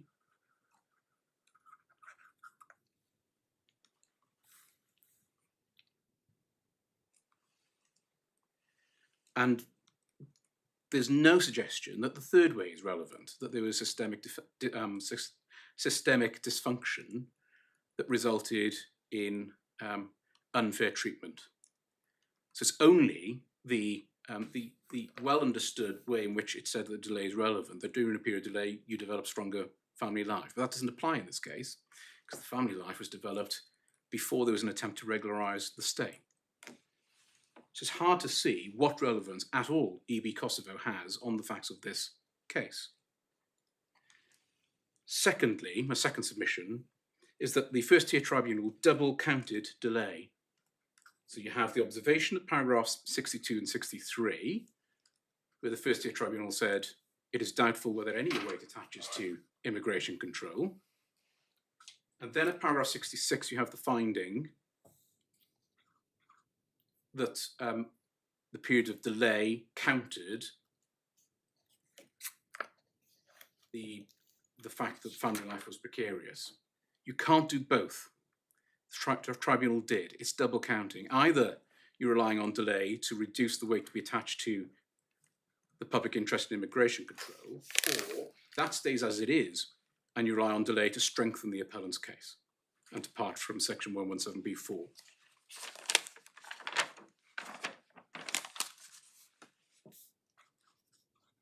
And thirdly, point I've already made in the context of Chikwamba, the tribunal did not identify any very compelling circumstances.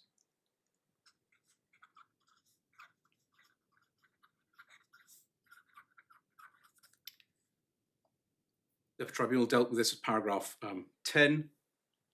In my submission, the problem's worse than the Upper Tribunal actually recognises in paragraph 10. And I rely on my respondent's notice, paragraphs 2a and 2b for that. In relation to ground 3, I've already addressed ground 3 in major part. The Upper Tribunal is correct at paragraph 11 to raise the issue of insurmountable obstacles in the context of then going on to consider unduly harsh consequences. Your starting point is that the appellant and his partner can enjoy family life in Pakistan. That's the starting point. But I have one further point to make, and it arises out of the judgment of Judge Fisher. It's in the core bundle at page 117.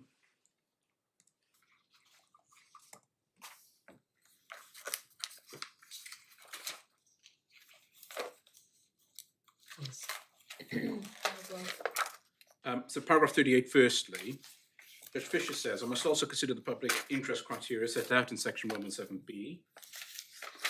Section 117b(1) provides that the maintenance of effective immigration controls is in the public interest. Halfway down that paragraph, Judge Fisher says, I have to take into account that the appellant has overstayed for a considerable period of time. Then another 4 or 5 lines down, Judge Fisher says he also emphasised his relationship with the sponsor when he was unlawfully established, his relationship with the sponsor when he was unlawfully in the UK. I can only attach little weight to that relationship and indeed any private life under section 117b(4). Then paragraph 39, Ms. Cleghorn urged me to find that there has been delay in removing the appellant and directed me to EB Kosovo. However, there was no satisfactory evidence before me to show that the respondent knew the appellant's whereabouts so as to do so. He only surfaced in December 2016. Paragraph 40, in my judgment, the appellant can return to Pakistan either on a permanent basis or until he can make an entry clearance application. His sponsor could accompany him on the basis of my findings, i.e. there are no insurmountable obstacles. Although she has not lived in Pakistan since she was a little more than a baby, she speaks Mapuri and would have the support of the appellant. 3 lines down, I'm not persuaded this is a Chikwamba situation. the appellant speaks English, but there was a lack of evidence to show that he's provided the respondent with specified evidence. In addition, an entry clearance officer will have to consider whether the appellant's exclusion is conducive to the public good on the basis of character. He's not shown a grant of entry clearance would be purely procedural. The appellant has failed to show that there are any compelling circumstances which would result in unduly harsh consequences. The only change between Judge Fisher's findings and the tribunal determination now subject to this appeal is the acknowledgement by the respondent that there was a genuine relationship, so that the only rules that were not met were EX1 and also Gen 3.2. And her friend is wrong to say that it was only EX1, it is also Gen 3.2. So applying Dever-Seelan and the fact that Judge Fisher's findings are the starting point, the tribunal subject to this appeal has reversed the decision based solely on the Chikwamba point. That's the only difference. And for the reasons I've already explained, that decision is unjustifiable.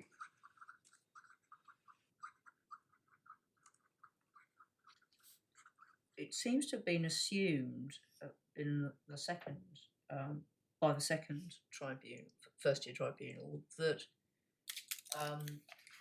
that the appellant was a shoo-in for a grant of entry clearance from abroad.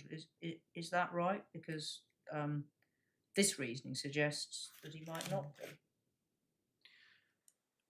The approach taken by the presenting officer in the second First Tier Tribunal case was that there wouldn't be a rejection based on suitability. Yeah. So although Judge Fisher says that's not a foregone conclusion, then there's been assessment about that. At the hearing, the respondent was prepared to proceed on the basis that that wasn't really an issue. But I mean, either it would be or it wouldn't. I mean, if you're an entry clearance officer and you're considering an application for entry clearance from abroad, would you or would you not take into account the fact that the person concerned had overstayed for a significant period when he had previously been in the UK? I mean, either it's legally relevant or it isn't. Your Ladyship has the point, it is relevant. Yes, well, that's what I thought. That's why I can't understand. I was puzzled by the apparent concession in the FTT on the second occasion that he'd be likely to be granted entry clearance. Well, and that's why I made the point that what was it an agreement about? Yeah. It couldn't have been an agreement that this was an automatic case because of the issues that the parties then identified that had to be considered by the tribunal.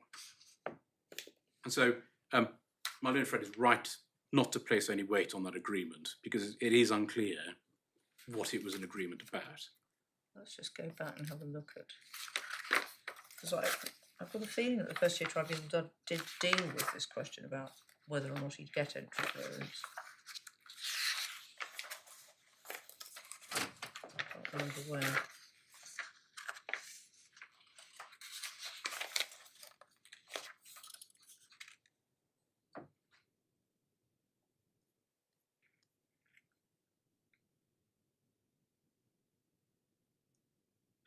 Just paragraph 14, page 52. Thank you. It's the bottom 2 lines of that paragraph. Bottom 5 lines if you include over the page.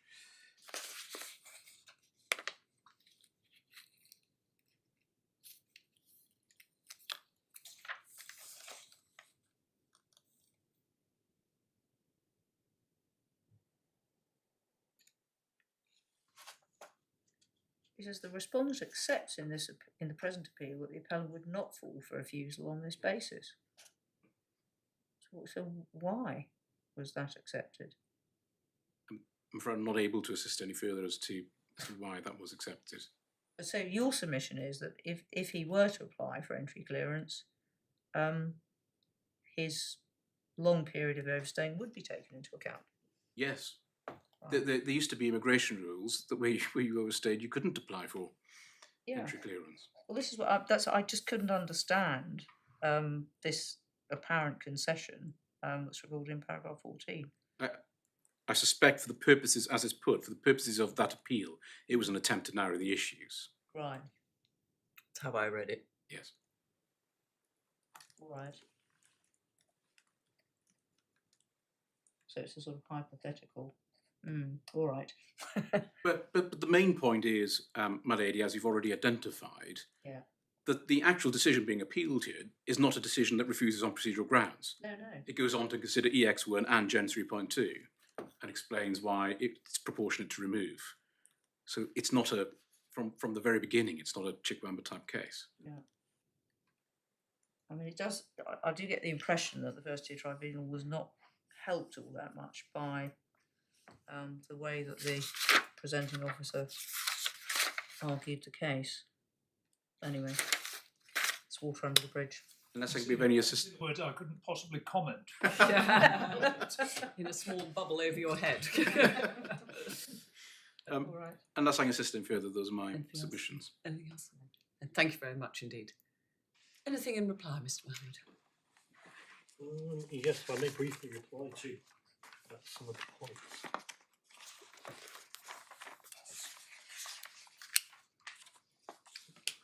Yes. Just going through my learned friend's skeleton argument, the points that he's made. Just to turn that up. Yes, please, my lady. Thank you.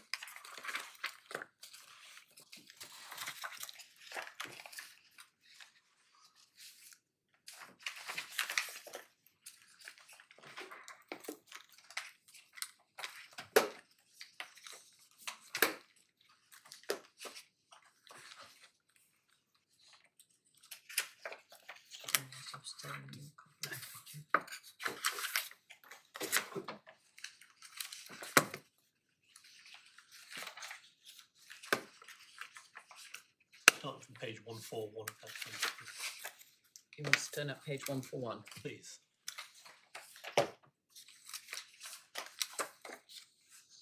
Yes, thank you. Thank you, my lady.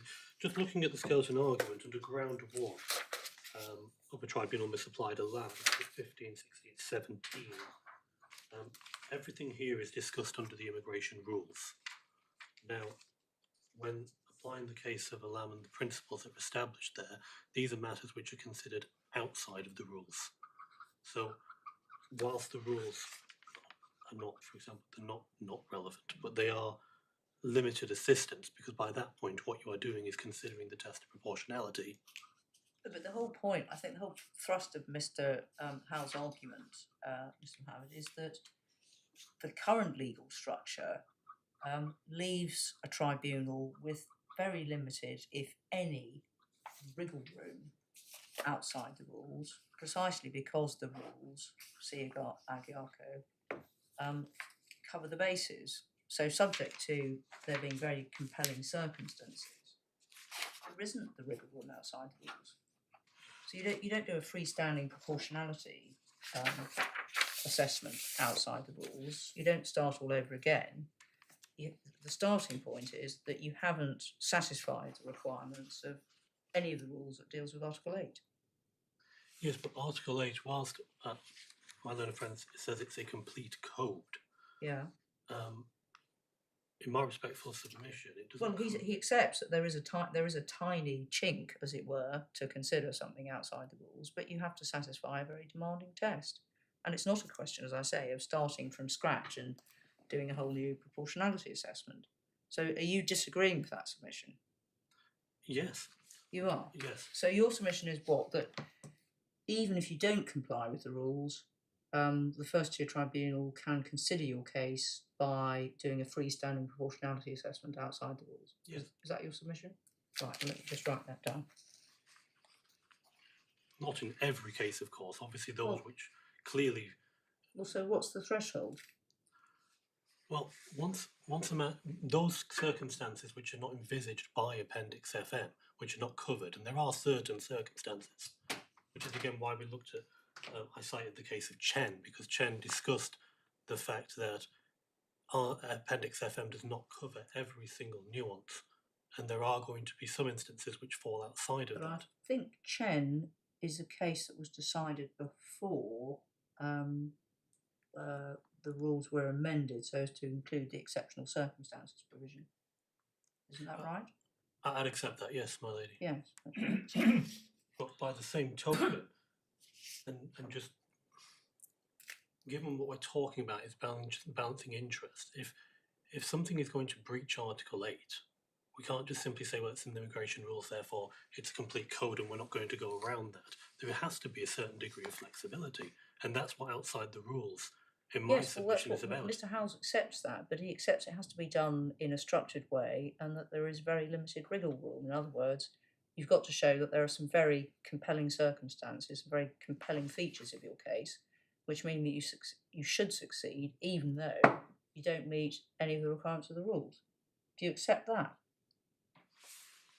Sorry, my lady, when you say that you don't meet any of the requirements, obviously the appellant does meet most of the rules. No, but you don't meet the Article 8. So there was a structured consideration of Article 8 as Mr. Howes was being submitting in the rules as they now are.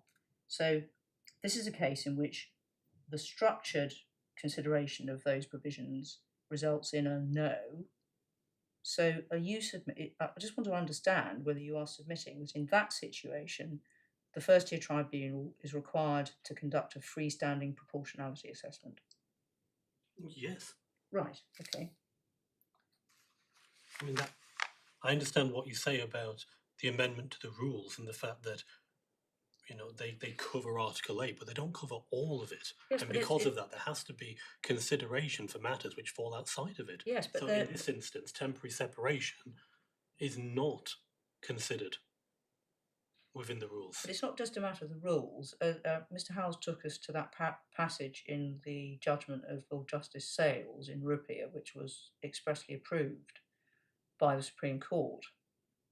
And what he's saying there is that there is a very limited wriggle room if you don't satisfy the rules, and you have to show that there are, I can't remember the exact words, very compelling features of your Article 8 claim.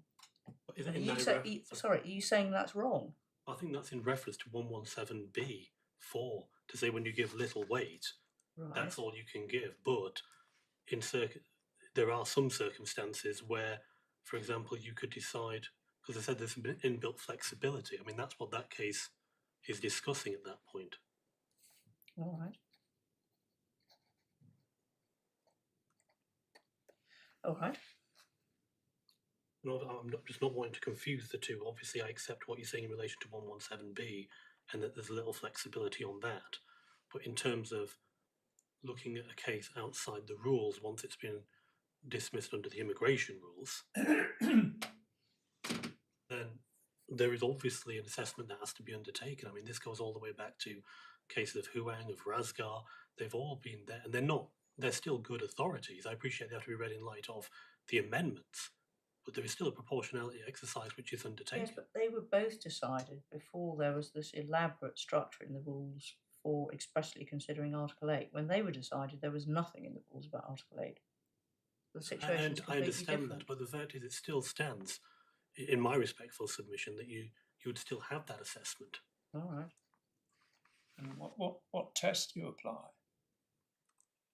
To go outside the rules, my lord. Well, no, it's outside the rules, so you're then you're engaging in this balancing exercise. Is it just a bit more weight on family life rather than public policy? Well, I mean, how does it work? You mean the test outside of the rules? Yeah. Yeah. I mean, if we go back to Huang, they would say... No. In the rules actually talk about it, don't they? In Gen 3.2, you have to find exceptional circumstances. Yes, but I mean, what does exceptional circumstances mean? It doesn't mean what it actually says. Exceptional... I'm sorry, it doesn't mean what it says. This is the thing about the case law, which is quite unusual, is that they say, because if we go back to Huang does away with the test of exceptional circumstances. So it did away with it, and somehow it's manufactured its way back. And what it does, it says exceptional circumstances. Historically, we would say, well, that's wrong because of Huang, but then they said exceptional circumstances don't mean exceptional circumstances. They mean something, you know, about the case which would result in unjustifiably harsh consequences if the person was required to be removed. That's what the law says now. But we shouldn't confuse ourselves just because it says exceptional and therefore attach all that weight to it to then say, well, that's an very exacting test, because that is not the actual test.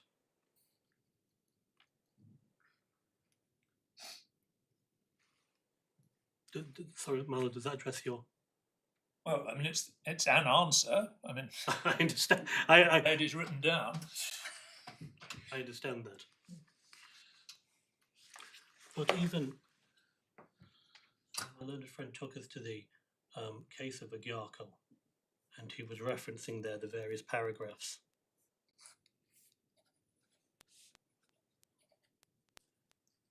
Which talked about whether, because obviously one must understand, Agyarko was concerning itself with whether the rules were compatible with Article 8. It's not saying that they cover every single circumstance which could be envisaged by Article 8 or that could present itself. And that's a different argument again. So again, we shouldn't confuse ourselves about what it really means. Going back to paragraph 48 of Agyarko, so it's page 176 of the authorities bundle. My learned friend took you to paragraph 48.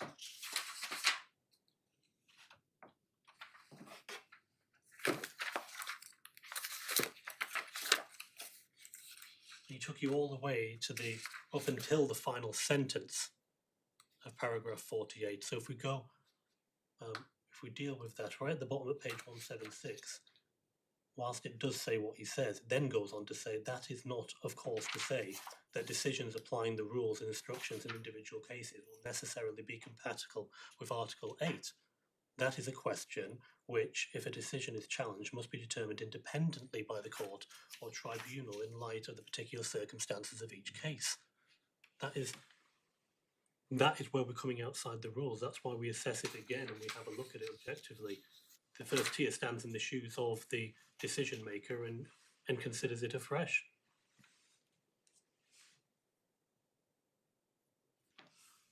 So any reference to matters under the rules, I say, well, I'm not saying it doesn't have any weight to it. I'm just saying that it must be considered within the context of the correct test that applies when we go outside the rules. We must also have regard for paragraph 51 of Agyarko, so that's at page 177, paragraph 51, and examples are given there of the effect of precariousness on a particular case such as this. And it says, halfway through the paragraph, it says, if on one hand an applicant even residing in the UK lawfully was otherwise certain to be granted leave to enter, at least if an application was made from outside the UK, then there might be no public interest in his or her removal. And it refers to the case of Chikwamba again. But the point is that we're looking at circumstances where even though one could cite 117B and one could say little weight could be given to a relationship, there are going to be circumstances, much like the inbuilt flexibility, the regard that is to be had to that provision, where you are to go, where you can consider beyond that and you can make a different decision. But obviously you'd need, I accept my learned friend's argument, you would need strong factors in order to tip the balance the other way, but everything is dependent on each individual circumstance. So you seem now to be hinting that an acceptance of a test, because you're saying you would need strong factors to tip the balance the other way. So I just want to understand whether or not you're accepting that this isn't just a proportionality balance starting from scratch. It's a proportionality balance which has regard to the fact that you haven't satisfied any of the relevant provisions of the Article 8 scheme in the rules. Well, as I've said, I'm not saying the rules don't carry, I've already said I don't say they don't carry any weight. Right. I'm just saying that obviously it's not that kind of an assessment where we just look at the rules and say, well, you failed to meet the rules, therefore proportionality no longer matters. There is still a proportionality exercise to be undertaken. Yes, I understand that that's your submission. I'm just trying to understand whether you accept that there is some qualification to what would otherwise just be starting from scratch with, you know, here's this, here's that, here's the other, here's a balance sheet, and the balance tips in favour of the appellant. You seem to be accepting, I just want to be clear whether or not you are, that you'd need something, a strong factor to tip the balance in your favour if the starting point is that you haven't satisfied any of the Article 8 requirements in the rules. Well, of course, you're going to need strong fact. I mean, that I don't disagree with that. But what I'm saying is, Right. when you look at the scales, though, so for example, the public interest in this particular instance, what we say, and as the judge highlighted, she questions whether there is any public interest, bearing in mind that if he was to return, his application is likely to succeed. And in those circumstances, is that then a proportionate decision to say, well, just, could complete the administrative formality for the sake of then saying you've complied with the rules? That's one thing that she highlighted. There are others, of course, but it's not as simple, my lady, as just saying, well, you don't meet the rules, and therefore we're not even going to consider the matter any further. No, I appreciate that. Mr. Howells accepts that. What I'm trying to tease out is whether there's any test for what you have to show in a case like this where you haven't met any of the Article 8 rules. Yes, obviously what I say is it's a test of unjustifiably harsh consequences to remove the person. Well, hang on a minute. That's part of the structure of the rules. We've now moved to a situation where we accept that the appellant hasn't met any of the requirements of the Article 8 structure in the rules. And what I'm trying to understand is what your submission is about whether there is a threshold in this otherwise freestanding Article 8 assessment outside the rules. Well, I say that it's just a matter of course. Effectively, it's considered under the rules. If it fails under the rules, you will then go on. If there are some factors in the case, you can then move and consider it outside the rules. So, for example, if it is a true Chikwamba style situation, that is a situation where you will have to go outside of the rules. And it is unique. You could say, if you want to use the eternal, you can say it's unique because obviously it meets all the other aspects of the rules.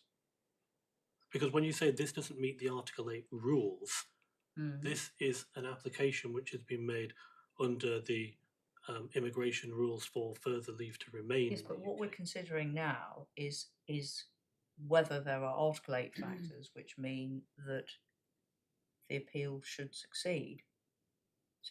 So one of the factors may well be the extent to which he does or doesn't meet the eligibility requirements of the rules. But I'm just trying to understand whether you accept that there is a threshold of some kind or a test for what you have to show to succeed outside the rules, or whether you're simply saying it's a freestanding assessment. And you seem to be, I just can't quite pin down what your submission is. So you're asking me what the test is outside the rules? Yes.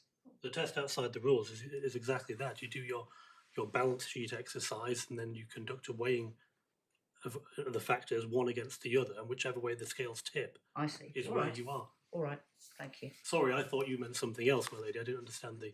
No, well, it's my fault for not asking a clear question, so I apologise for that. I've wasted a lot of everyone's time.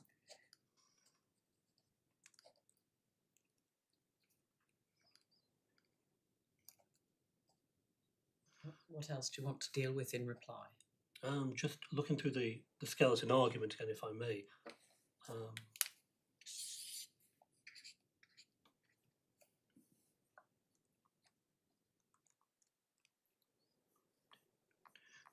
So looking at page 142 of the appeal bundle. Thank you.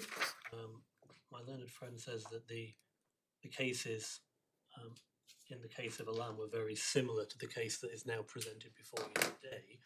I disagree with that. Those circumstances are not the same. Applicant 1 in that case, concerns were had about the relationship of a local council. The person was vulnerable. She was advised not to marry. She did. That's not the situation. It's not even comparable with that scenario. Financial requirements were not met. It doesn't fall into the Chikwamba category. Applicant 2 failed twice on application, sought asylum, which was dismissed. Obviously, that would bear on the credibility.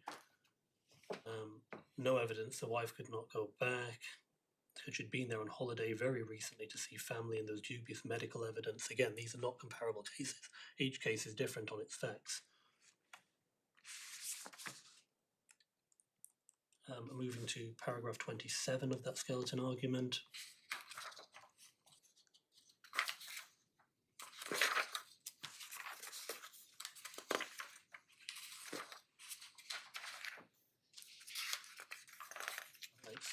grateful that my learned friend accepts the fact this does comply with what was written in paragraph 110 of the LAM. That's an agreement between the parties, though he says obviously there are other difficulties in this case, 106, 107. Paragraph 28.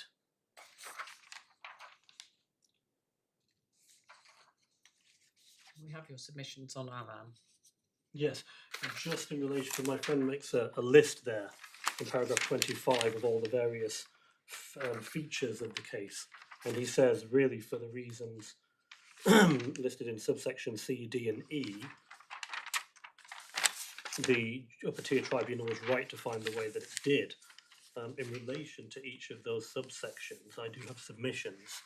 Well, this is reply. I appreciate I'm getting into that area, aren't I? You are in grave danger of re-arguing. I'm grateful for your indication, in which case I won't point. Well, sorry, no, if I may, my lady, purely because it just simply says, I'm looking barely on what's stated, but it just said it didn't. Where have I got? Where am I looking? Sorry. No, not all. I was on 25 in the list, and I indicated that I didn't really think it was appropriate to go through the list. Subparagraph C. You'd like us to highlight paragraph C. The FDT did not cite 177. Yeah. With respect to say, I mean, even my learned friend when he's making submission accepts that 117B was referenced at paragraph 65. It's also fully set out at paragraph 35 of the First Tier Tribunal's decision. That gives you an indication that she clearly had it in mind, otherwise it wouldn't have been there.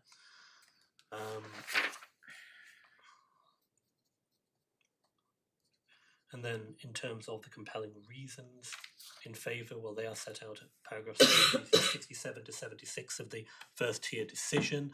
It clearly says that there are factors which weigh in favour of the appellant's claim. Well, that's not the same as compelling reasons. Well, she uses those to make her decision, so they're the ones that she obviously feels are key reasons. Plus, when you look at compelling reasons which result in unjustifiably harsh consequences, and obviously she cites Lal and references unjustifiably harsh consequences. These are the reasons which she relies on when she says that. I see.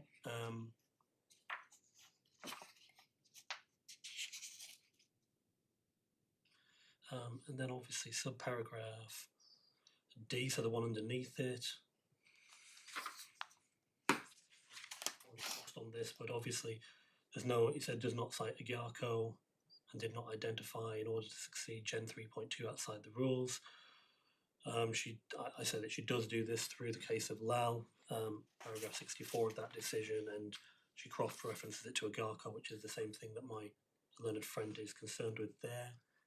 In relation to subparagraph E,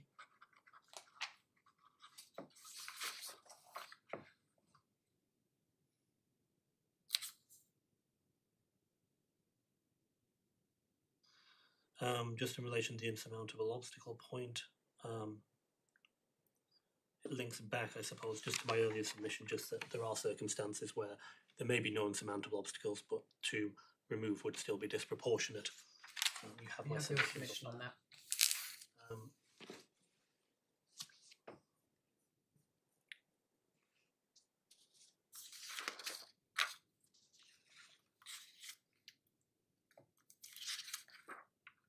This issue in ground 2, my lady, if we can move to page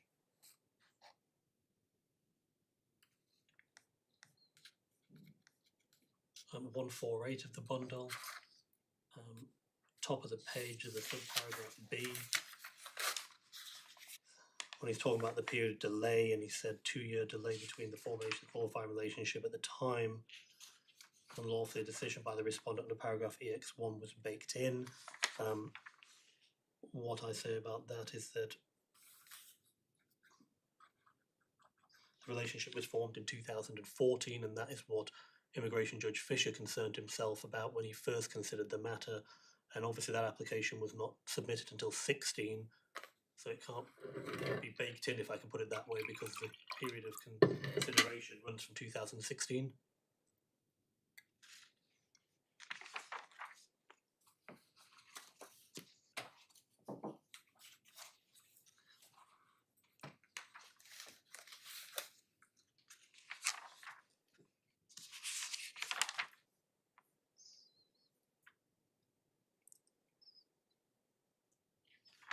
And then just finally, just dealing with my the respondent's additional reasons.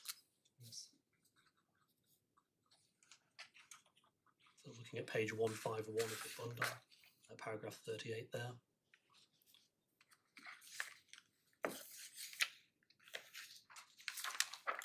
Coming back to a very similar point I've made, as a matter of fact, the First Tier Tribunal did refer to section 117B, paragraph 65. It was already set out, paragraph 34, therefore it must have been considered. And then over the page to paragraph 39 there, 152.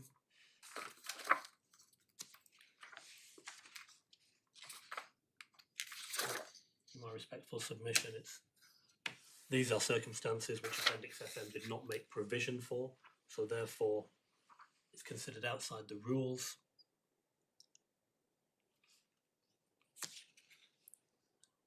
Balance sheet approach, as I said, with a question of proportionality. In my submission, the First Tier Tribunal made a decision it was entitled to make, being the fact-finding tribunal on the day. I'm grateful, my lady. Anything else? Anything else?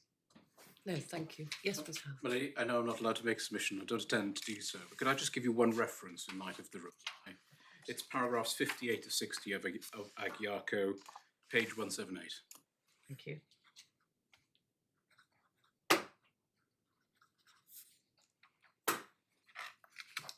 Well, thank you both very much indeed for your very helpful submissions and written material. You won't be surprised, I think, to hear that we'll reserve our judgments. I can't tell you precisely when they will be sent out to you. They'll be sent out in the normal way, electronically, in order for you to deal with any typographical or other minor discrepancies or factual inaccuracies, not as an opportunity to re-argue the case, obviously. Please note the embargo on the top. I don't think in this case it would cause any great difficulties, but it is there and needs to be complied with. I hope therefore after that any other matters can be dealt with on paper and that ultimately you'd be able to agree an order between you. So unless there's anything else we need to deal with today, thank you both very much, and also for your instructed solicitor behind you.